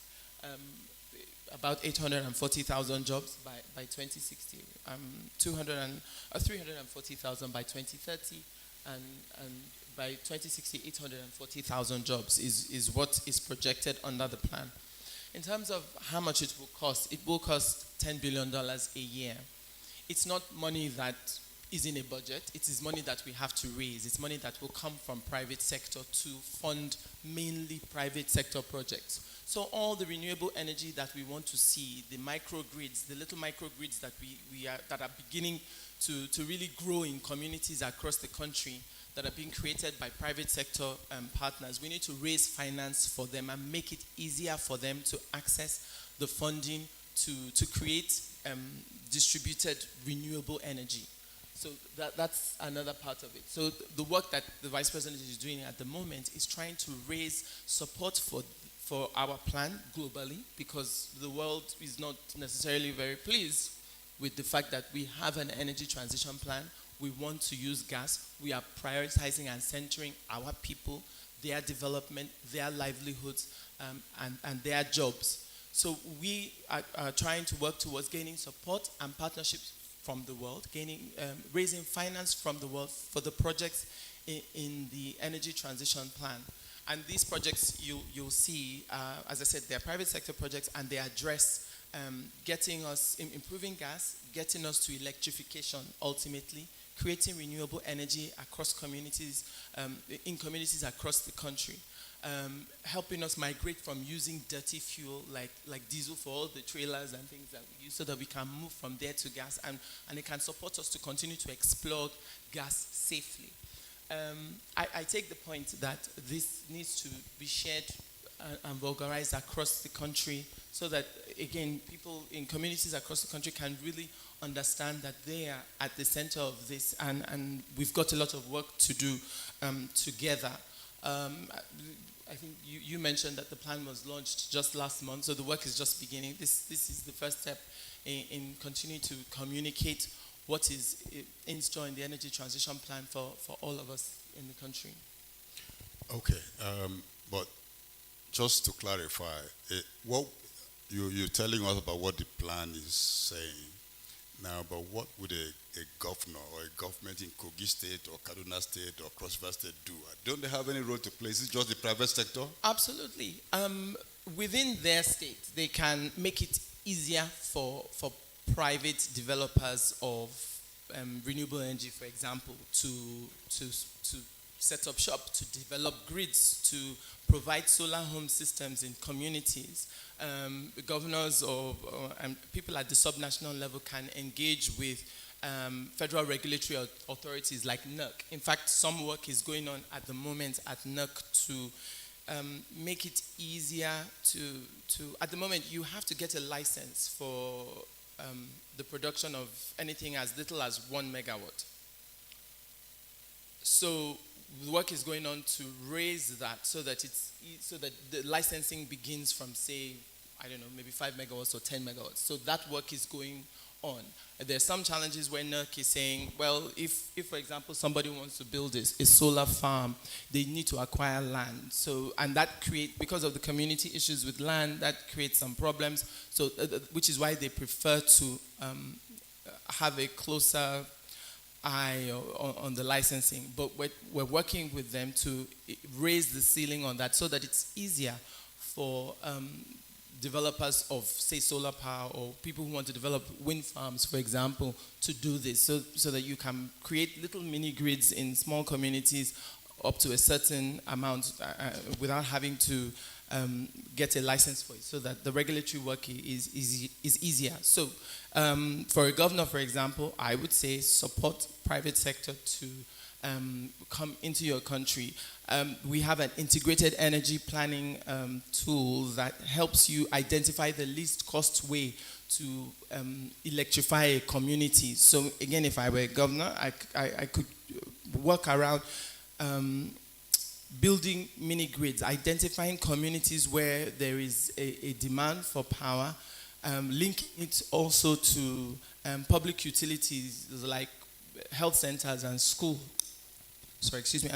and waterworks, and creating a little mini grid in that way, and inviting private sector to support you there. There are various ways in which private sector can also get grants to support their work. Through the Rural Electrification Agency has some grants where they support private sector developers. They give them a rebate for every connection they make. So there are lots of financing opportunities at the federal level, so that a governor can link to developers within his state, for example, and that can go all the way down to the local government. Thank you. I'll come back to this later on, but let me go to Ifeoma now. Two things. A lot is said about gas being a transition fuel. A big clean fuel, but we do know that natural gas or fossil gas produces much methane, which is much more dangerous than carbon dioxide, even though it doesn't last for a longer period as long in the atmosphere. So clearly, gas is not a clean energy source. It may be what is available in Nigeria, but to say that this is a clean bridge is just announcing that we're going to use what we have. Now, I'm not asking you a question, but you could comment on it. My question really is, if this transition plan is built mostly on the hope of getting private sector investment, how would this energy provision be accessible, inclusive, and affordable? Wow, that's that's a PhD question. It was not in the questions they sent to us. But I'm going to give it my best attempt, you know. So trust Nemo to ambush people on the panel. But Nemo, let me also just pick up on two things. Something you had said earlier, and I think something Lanre has alluded to, and also all of the other panelists have alluded to. When we started the panel, you said that it was just because there was gender balance sort of in the panel. But I think beyond the gender balance, I like the fact that there is community representation here today. Very often when we have this sort of forums, we leave our communities behind. But what this has done is to bring the voices of community into the room to be a part of this conversation. And I think the organizers, Homer, Yar'Adua Center, Ford, deserve an applause for that, because we don't often see that.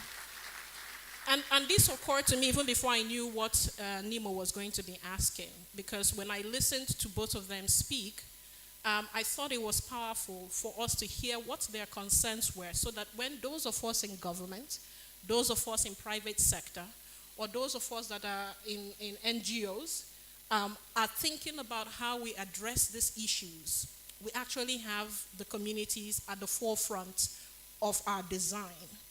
So when we talk of design thinking and we're designing interventions, we know that it is the communities that are going to be impacted that should be the ones whose voices are loudest in terms of how the output is. So thank you for that. Now, to then answer your question about whether it's just private sector, I don't think it should be only private sector.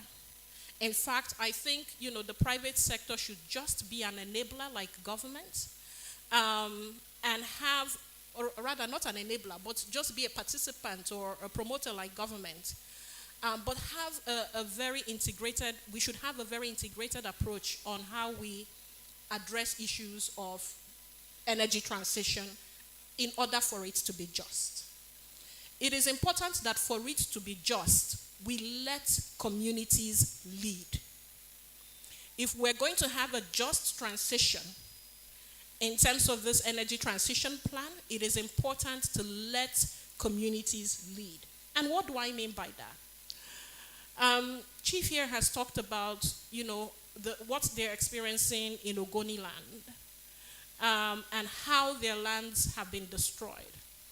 There's a lot of work now that is going on around climate smart agriculture, agroecology schools, not just in Nigeria, across sub-Saharan Africa. It is important that we get people who live in this sort of communities to be part of any training and any opportunity that comes to transition from traditional agriculture, as we know, given to these communities.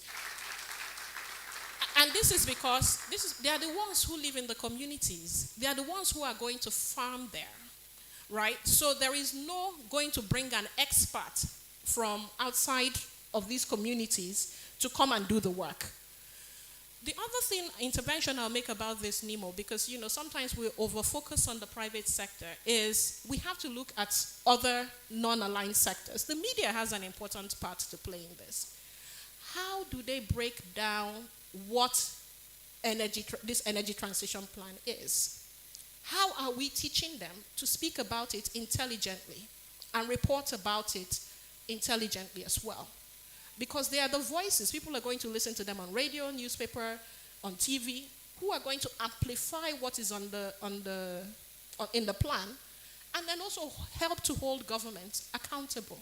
So there should be a media network around developing communications for what energy transition means, so that people that are listening to it on Wari Radio or whatever are able to understand and communicate to people in their indigenous languages about what it is. My last intervention will be, we also need to think about faith-based communities. I'm happy that our traditional institution is well represented here. And Your Royal Majesty, I'm a huge fan, by the way. I think I should say that. But we need to do more with these two other communities, which is the faith-based communities and our traditional institutions, because they have moral authority, sometimes where government does not have. And so if we recognize that people are more inclined to trust their king, or to trust their pastor, or to trust their imam, than they are to trust government, then we must also make sure that they are part of these conversations that we're having about what just transition would mean for their constituencies. My last intervention is to the international community, especially those that give international finance. We are we're at the stage where a lot of the financing that comes from a lot of the big donor organizations are sort of skewed in a way that benefits the West than it benefits us. We want to see interventions and financing that are actually also putting in technical assistance that benefits communities rather than benefits foreign consultants. Because those communities are going to be the ones who can then design an intervention in a way that is sustainable. So that even after every foreign consultant or intervention has left, the people in those communities take the work forward, pass it on to their generation, and then that's where you begin to talk about the resilience, you begin to talk about the adaptation. These things then begin to happen at a very macro level. I have more to say, Nimo, but I will stop there because I think I have answered your questions. I was just enjoying listening to you and setting some questions for yourself and answering them beyond the one I asked. Thank you so much. That was very informative. And I think I also heard within what you said a question for Chief Eric Du. And I'm going to turn to you, Eric. Now, a lot has been said about transition, the energy transition for Nigeria. Now, when you think about it, as you reflect upon it, what do you think could be the risks? Would it just be all good, or are there some other side that things that will affect communities negatively? What do you think would be the impact on the communities? What are the risks and the opportunities, more or less? Which is the theme of why we're here. Yes. Before we commence again, everybody knows that everything that is sweet must have a bitter part of it. If you see the beginning of oil exploration in our country, to be precise, in the Niger Delta, it was sweet. The government made money from it. After some time, it became bitter, like vinegar. Vinegar is very bitter. Not like bitter cola is not bitter. It is as bitter as vinegar. You see, they never had in mind that somehow, sometimes, the people might be aggrieved of what is gotten from their land. And then put things in place to checkmate some of these issues. As a result of that, the recent issue of oil theft came up. Issues of vandalization came up. Because the youths felt the oil oligarch and the government supposed to provide juicy job, good work that can sustain them. But at the end of the day, they couldn't have any good job. They didn't even have scholarship. Nothing like even skill acquisition. It is of recent time that people are giving the youth of Niger Delta skill acquisitions. Skill acquisition that they will give in a small pack that cannot boast what you have learned. Problem now start erupting. So, if we are discussing this issue in the right direction, we must know that if care is not taken, it will be like oil. If our youth can be given adequate technology, not second-class technology, whereby you will bring one person from no corner to give them skill acquisition training for 2 weeks and ask them to go. That one will not work. Be able to provide the necessary training that meet up this 21st century, so that when they go and come back, they can use available resources, available raw materials within their environment to develop that technology in a very strong way. If you do that, the risk will be minimized. But if you don't, when you will import this technology into Nigeria, at the end of the day, it will become a dumping ground. Because no maintenance. If you do it rightly, our people can now develop it. Our people can manufacture it. Our people will train and retrain people. the risk will be minimized. But once this one is not properly tackled, it will look like vandals. Let's say vandals, even in Abuja here, there are vandalization. Yes, there are vandalization in Abuja here. So it is not only in Niger Delta that we see vandals. It's not only there. In Abuja here there are vandals. Vandals of our resources, not the pipe.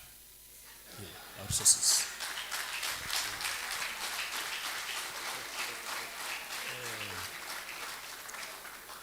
I would be very grateful if the government can use some of these agencies, like HYPREP, for example, in Niger Delta now. If the policymakers can compel HYPREP to divert some of the fund in renewable energy training and renewable energy manufacturing, it will be better. Because if you look at Gokana, to be precise, I am from Gokana local government area in Ogoni. Every month, the local government chairman pays up to a minimum of 3 point something million naira for energy. But we don't see the energy. If you calculate their 3 years or 4 years tenure that they are going to stay in office, multiply these 3 million and invest this 3 million into renewable energy, it will go a long way. Instead of HYPREP to embark on rehabilitation or mounting or building of poles, because that is what is happening now. HYPREP is trying to, replace some of the broken poles and the ones that don't have cable, so that the people can have energy, at least to electricity. If the money going into this one is, diverted into sourcing for renewable energy panels and,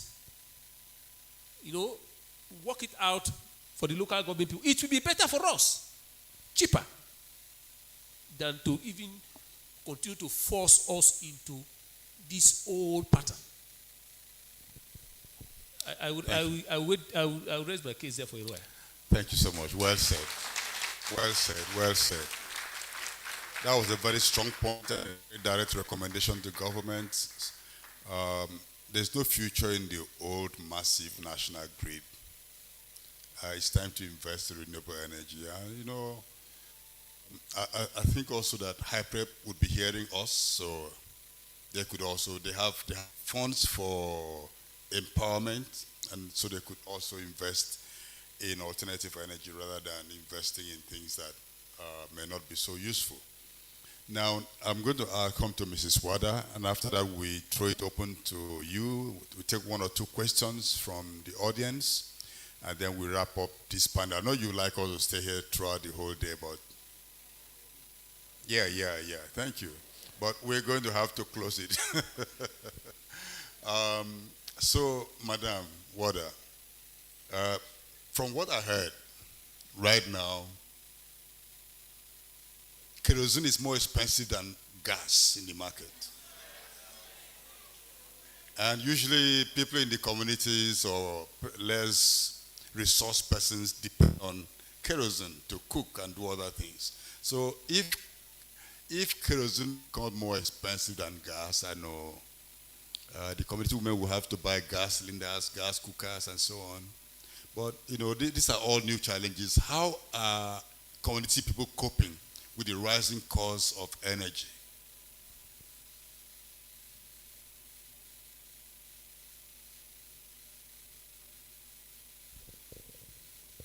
Thank you very much.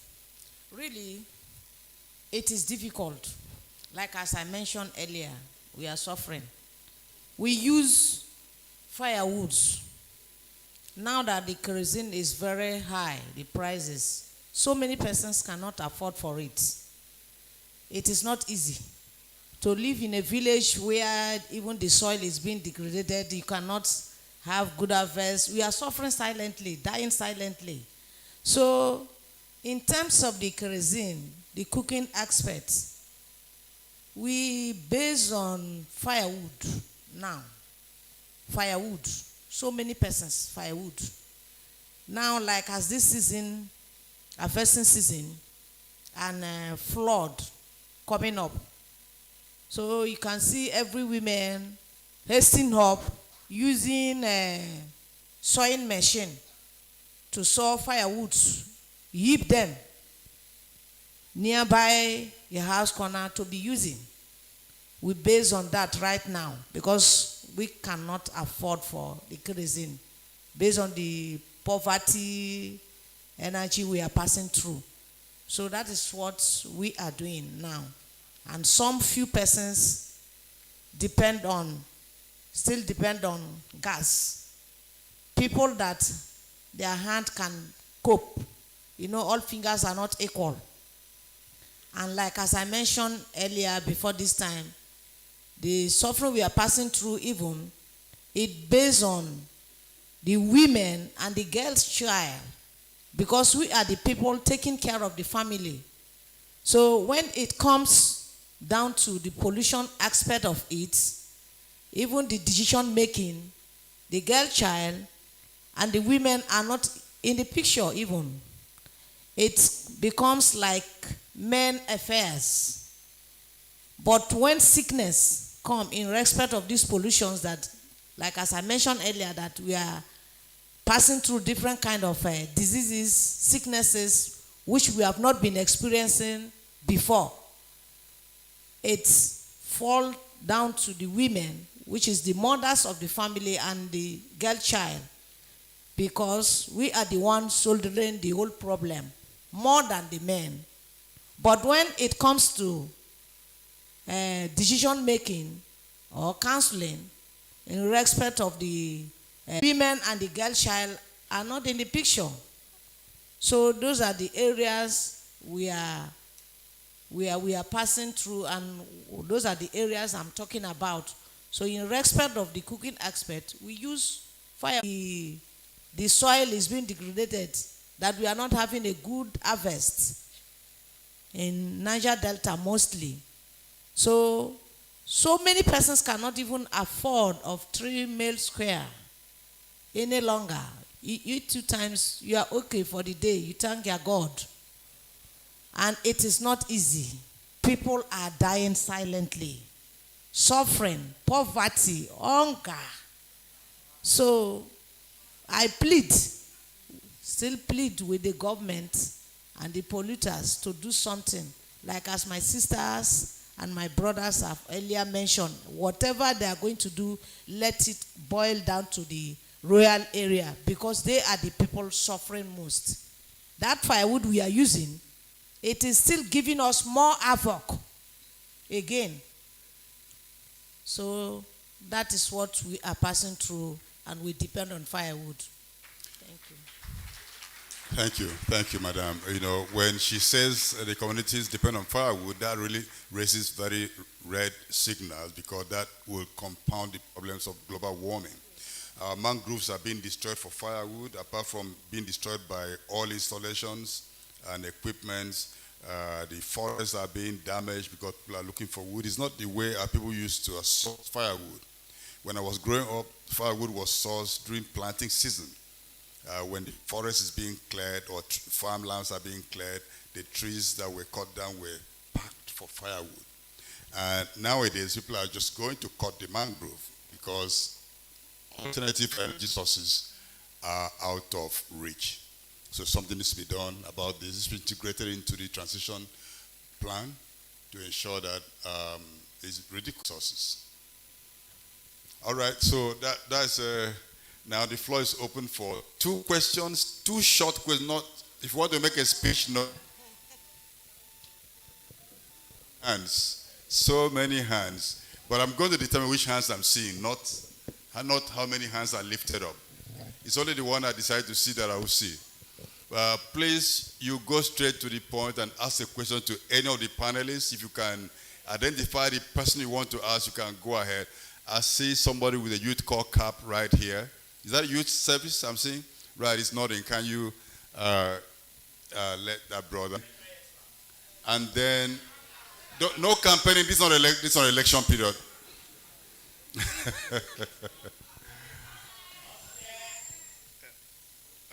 Amara, can you help me identify who else would speak? Let it be gender balance. Gender balance. I think I see a lady to the extreme right. Can you wave your hand? Yes, please come forward. God bless. Thank you. Don't worry, we're going to have a lot of time for conversations in the corridors. We're going to hang out for a long time. Yeah, standing on the already existing protocols, His Royal Majesty. I wanted to ask, you said that usually you are waiting for renewable energy that is going to be a project that is going to last about 60 years before it comes into plan. My own question is, before that 60 years, what is the plan to tackle the issues right now on the carbon emission? That's global warming. We can't just wait 60 years and be doing nothing, and we expect the carbon emission will wait for us till we have transitioned into another different thing. So my own question is the rate of deforestation, because let's not be, no matter how we try to sugarcoat it, let's try and be real, because the rate of our population is going to reach 400 million by the year 2050, and that leads to pressure on resources, that leads to deforestation, because you need more land to live. So my own question is right now is there any way we can look into carbon capture at the moment to control the amount of emission into the atmosphere, instead of waiting for that time to reach before we can? All right, I like the way he said my question is about 4 times. But, that question will be handled by a guest, Larry, and the former would speak to that.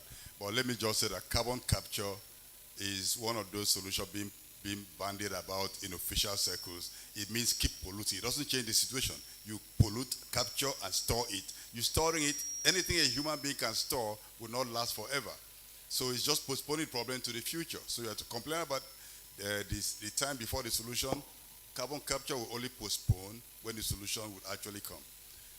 So, but the question wasn't for me. I'm just making that as a footnote. Yeah, please go ahead. Good afternoon. I stand on all existing protocol. To the King, thank you so much for being here. This shows your interest for the youths. My name is Irene David Arinte. I am a journalist focused on business and development. And I also stand here representing my auntie, who about a month ago was involved in an explosion when her daughter was trying to fill the lantern in the village. The daughter lost her life, of course.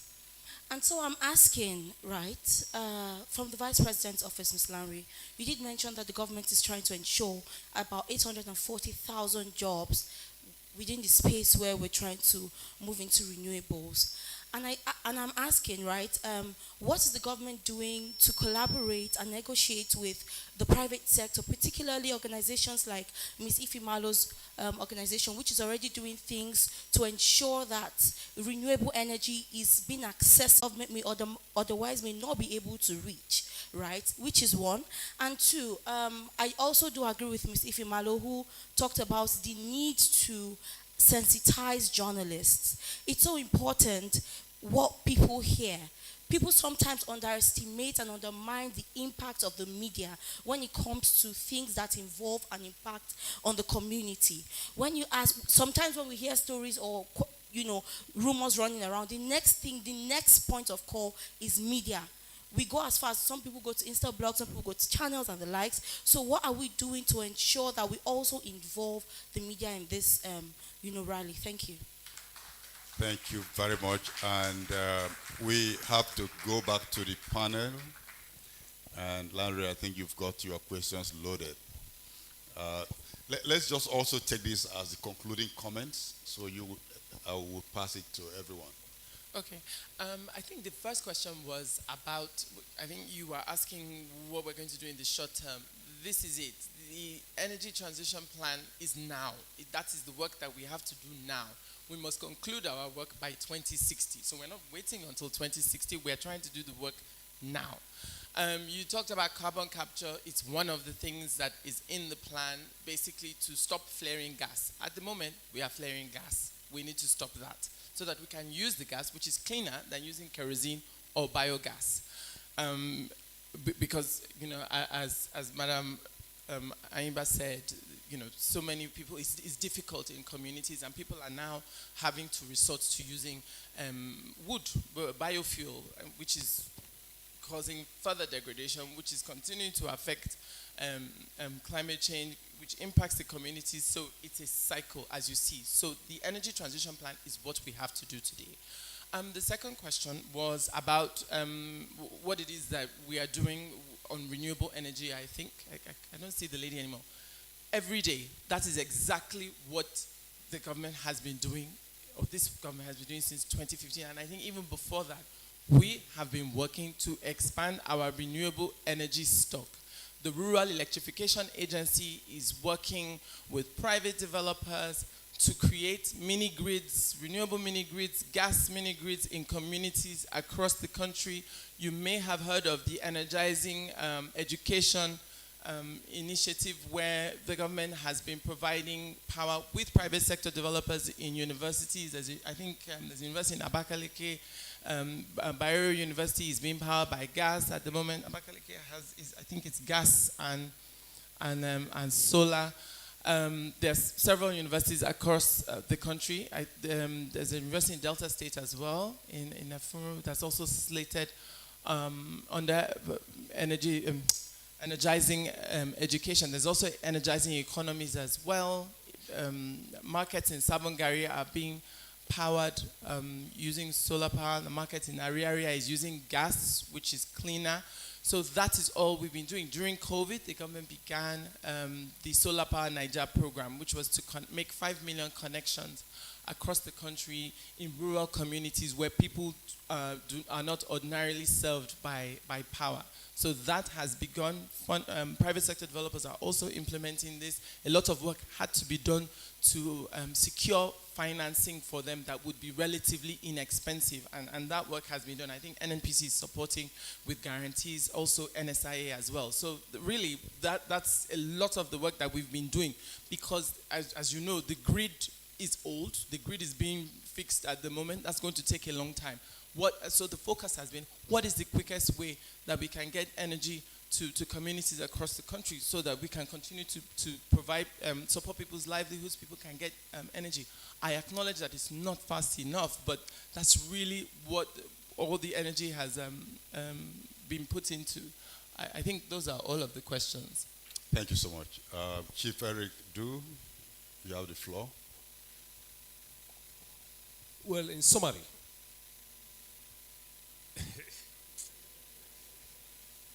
you see, the federal government of Nigeria, because I know that they are represented here. As we are talking, they are hearing. My last contribution is that federal government should declare all the universities, science lecturers in the universities should be given the opportunity to go into research, so that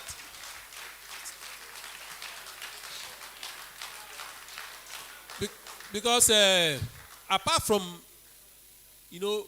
pushing our university lecturers to go back and do research in this renewable energy stuff, I'm telling you, they will be shifting it. They will be shifting it. When you get to this post, they will shift it to the next post. But if we start it from now, compelling them to embark on research, giving our students, our children opportunities to go and learn, give them scholarship, not the scholarship of because my father is this, my mother is this. Not that. Those who have the ability, the capacity to learn. Not everybody can learn. That is for that. We must move gradually. A gradual shift. I know it's not easy. But before it to be effective, the federal government should compel the polluters to quickly decommission those antiquated pipes that is causing havoc in our various communities. If that is not done, sincerely, I'm telling you, all the stories, all the grammar we are talking here is not going to work. Because you need to go there and see things for yourself. Thirdly, I will talk something concerning the press. Really, the press are very active in reporting. But sometimes the press compromised.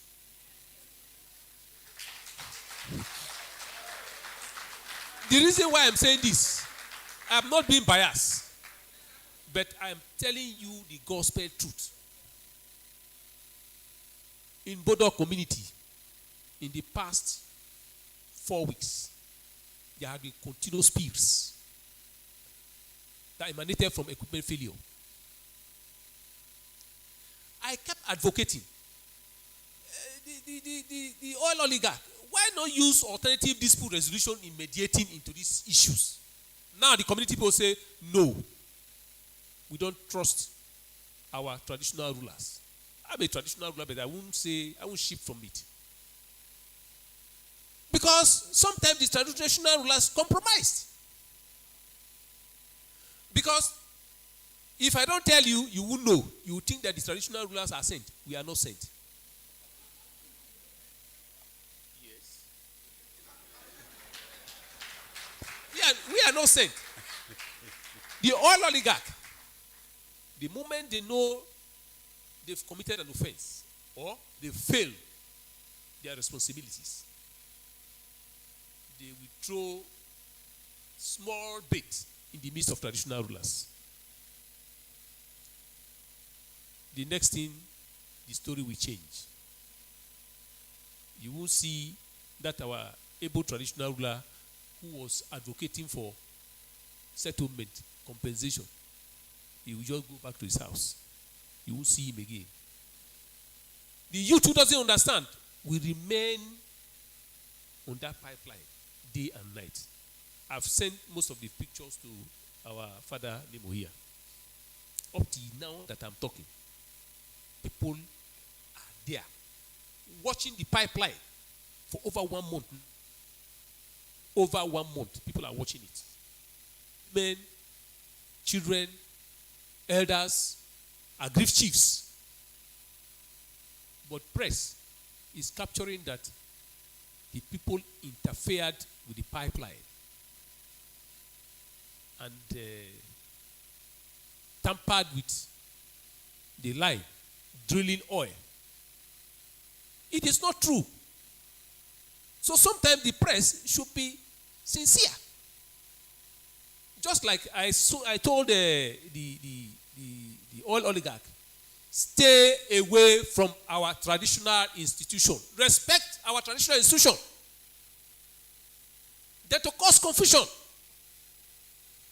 Because the problem in our communities now is caused by the multinational oligarch.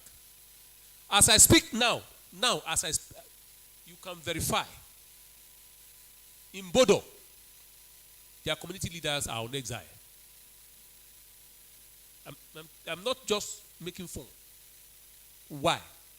Because the people said the traditional rulers compromised. I don't know whether it is true or false, but the press should go and investigate and give us the actual facts of the matter, not the one that is recently published that the people interfered with the pipeline.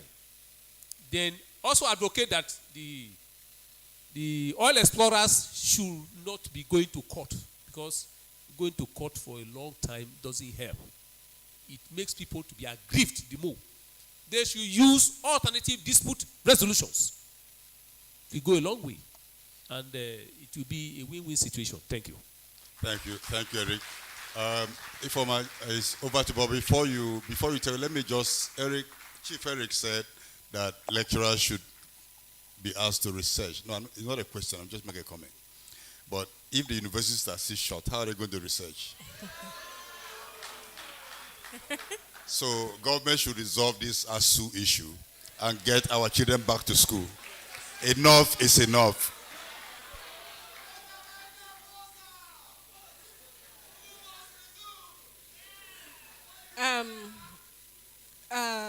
Wow, it's hard to follow Chief Doe's comments. So before I go into answering the questions that were asked, I just want to make a very short comment, so one sentence comment, to say thank you to Madam Wada and to Irene, who asked the question, and bringing the voices of women into this conversation as well, because at its very stark, energy poverty affects everybody, but it affects women the most. Energy poverty wears a woman's face, especially considering the kind of work we do in our communities and in our homes. And bringing that story that Irene told into the answers that I'm going to give, it is very important that we note that, in fact, the two questions asked shows a healthy suspicion around how well this energy transition plan would work, because we have a not so good record in Nigeria of implementing policies. We know how to draft them, but when it comes to implementing them, we have a challenge. So this is the subtext of the questions that I heard from the two people who asked the question. And this is now going to take me back into Nemo's earlier question, because I wasn't avoiding his, actually I was avoiding his question, because the politics and debate around gas is very contentious, right? Nemo is right that, using gas or having gas be the center of our energy transition policy is problematic, because even though it's cleaner than all of the other fossil that we use, it still has its own emission issues. But what we're also saying, Nemo, and this is where Nemo and I fundamentally disagree about things like this. So he's very much the activist. I sit in the middle between activism and economic prosperity. And the point I think we should make here is, how is it that countries who have been trying to stampede us into transitioning whole scale are now walking back their own transition plans as a result of the energy crisis in the West? This is a question that a lot of African leaders, if you listen to all the African presidents that are speaking about just transition these days, this is the question they're asking at international forums. Why are we being questioned in let communities lead? Let us lead in how we're designing it, right? We can't do away with using gas. So to go back to his question, it's a phased approach. It's a phased approach. I think gas now, the government has decided, after looking at all of the energy mixes we have, that gas being the cleanest and most available provides us a leapfrogging opportunity. My question to everybody is, should we not take it? Why should we not take it? Right? And then lastly, the other thing I was going to say about renewable energy, and I'll hand over to Madam Wada, is as we're thinking of using renewable energy as part of growing our energy access commitments, deep rural and last mile communities, so that we don't also fall into the same trap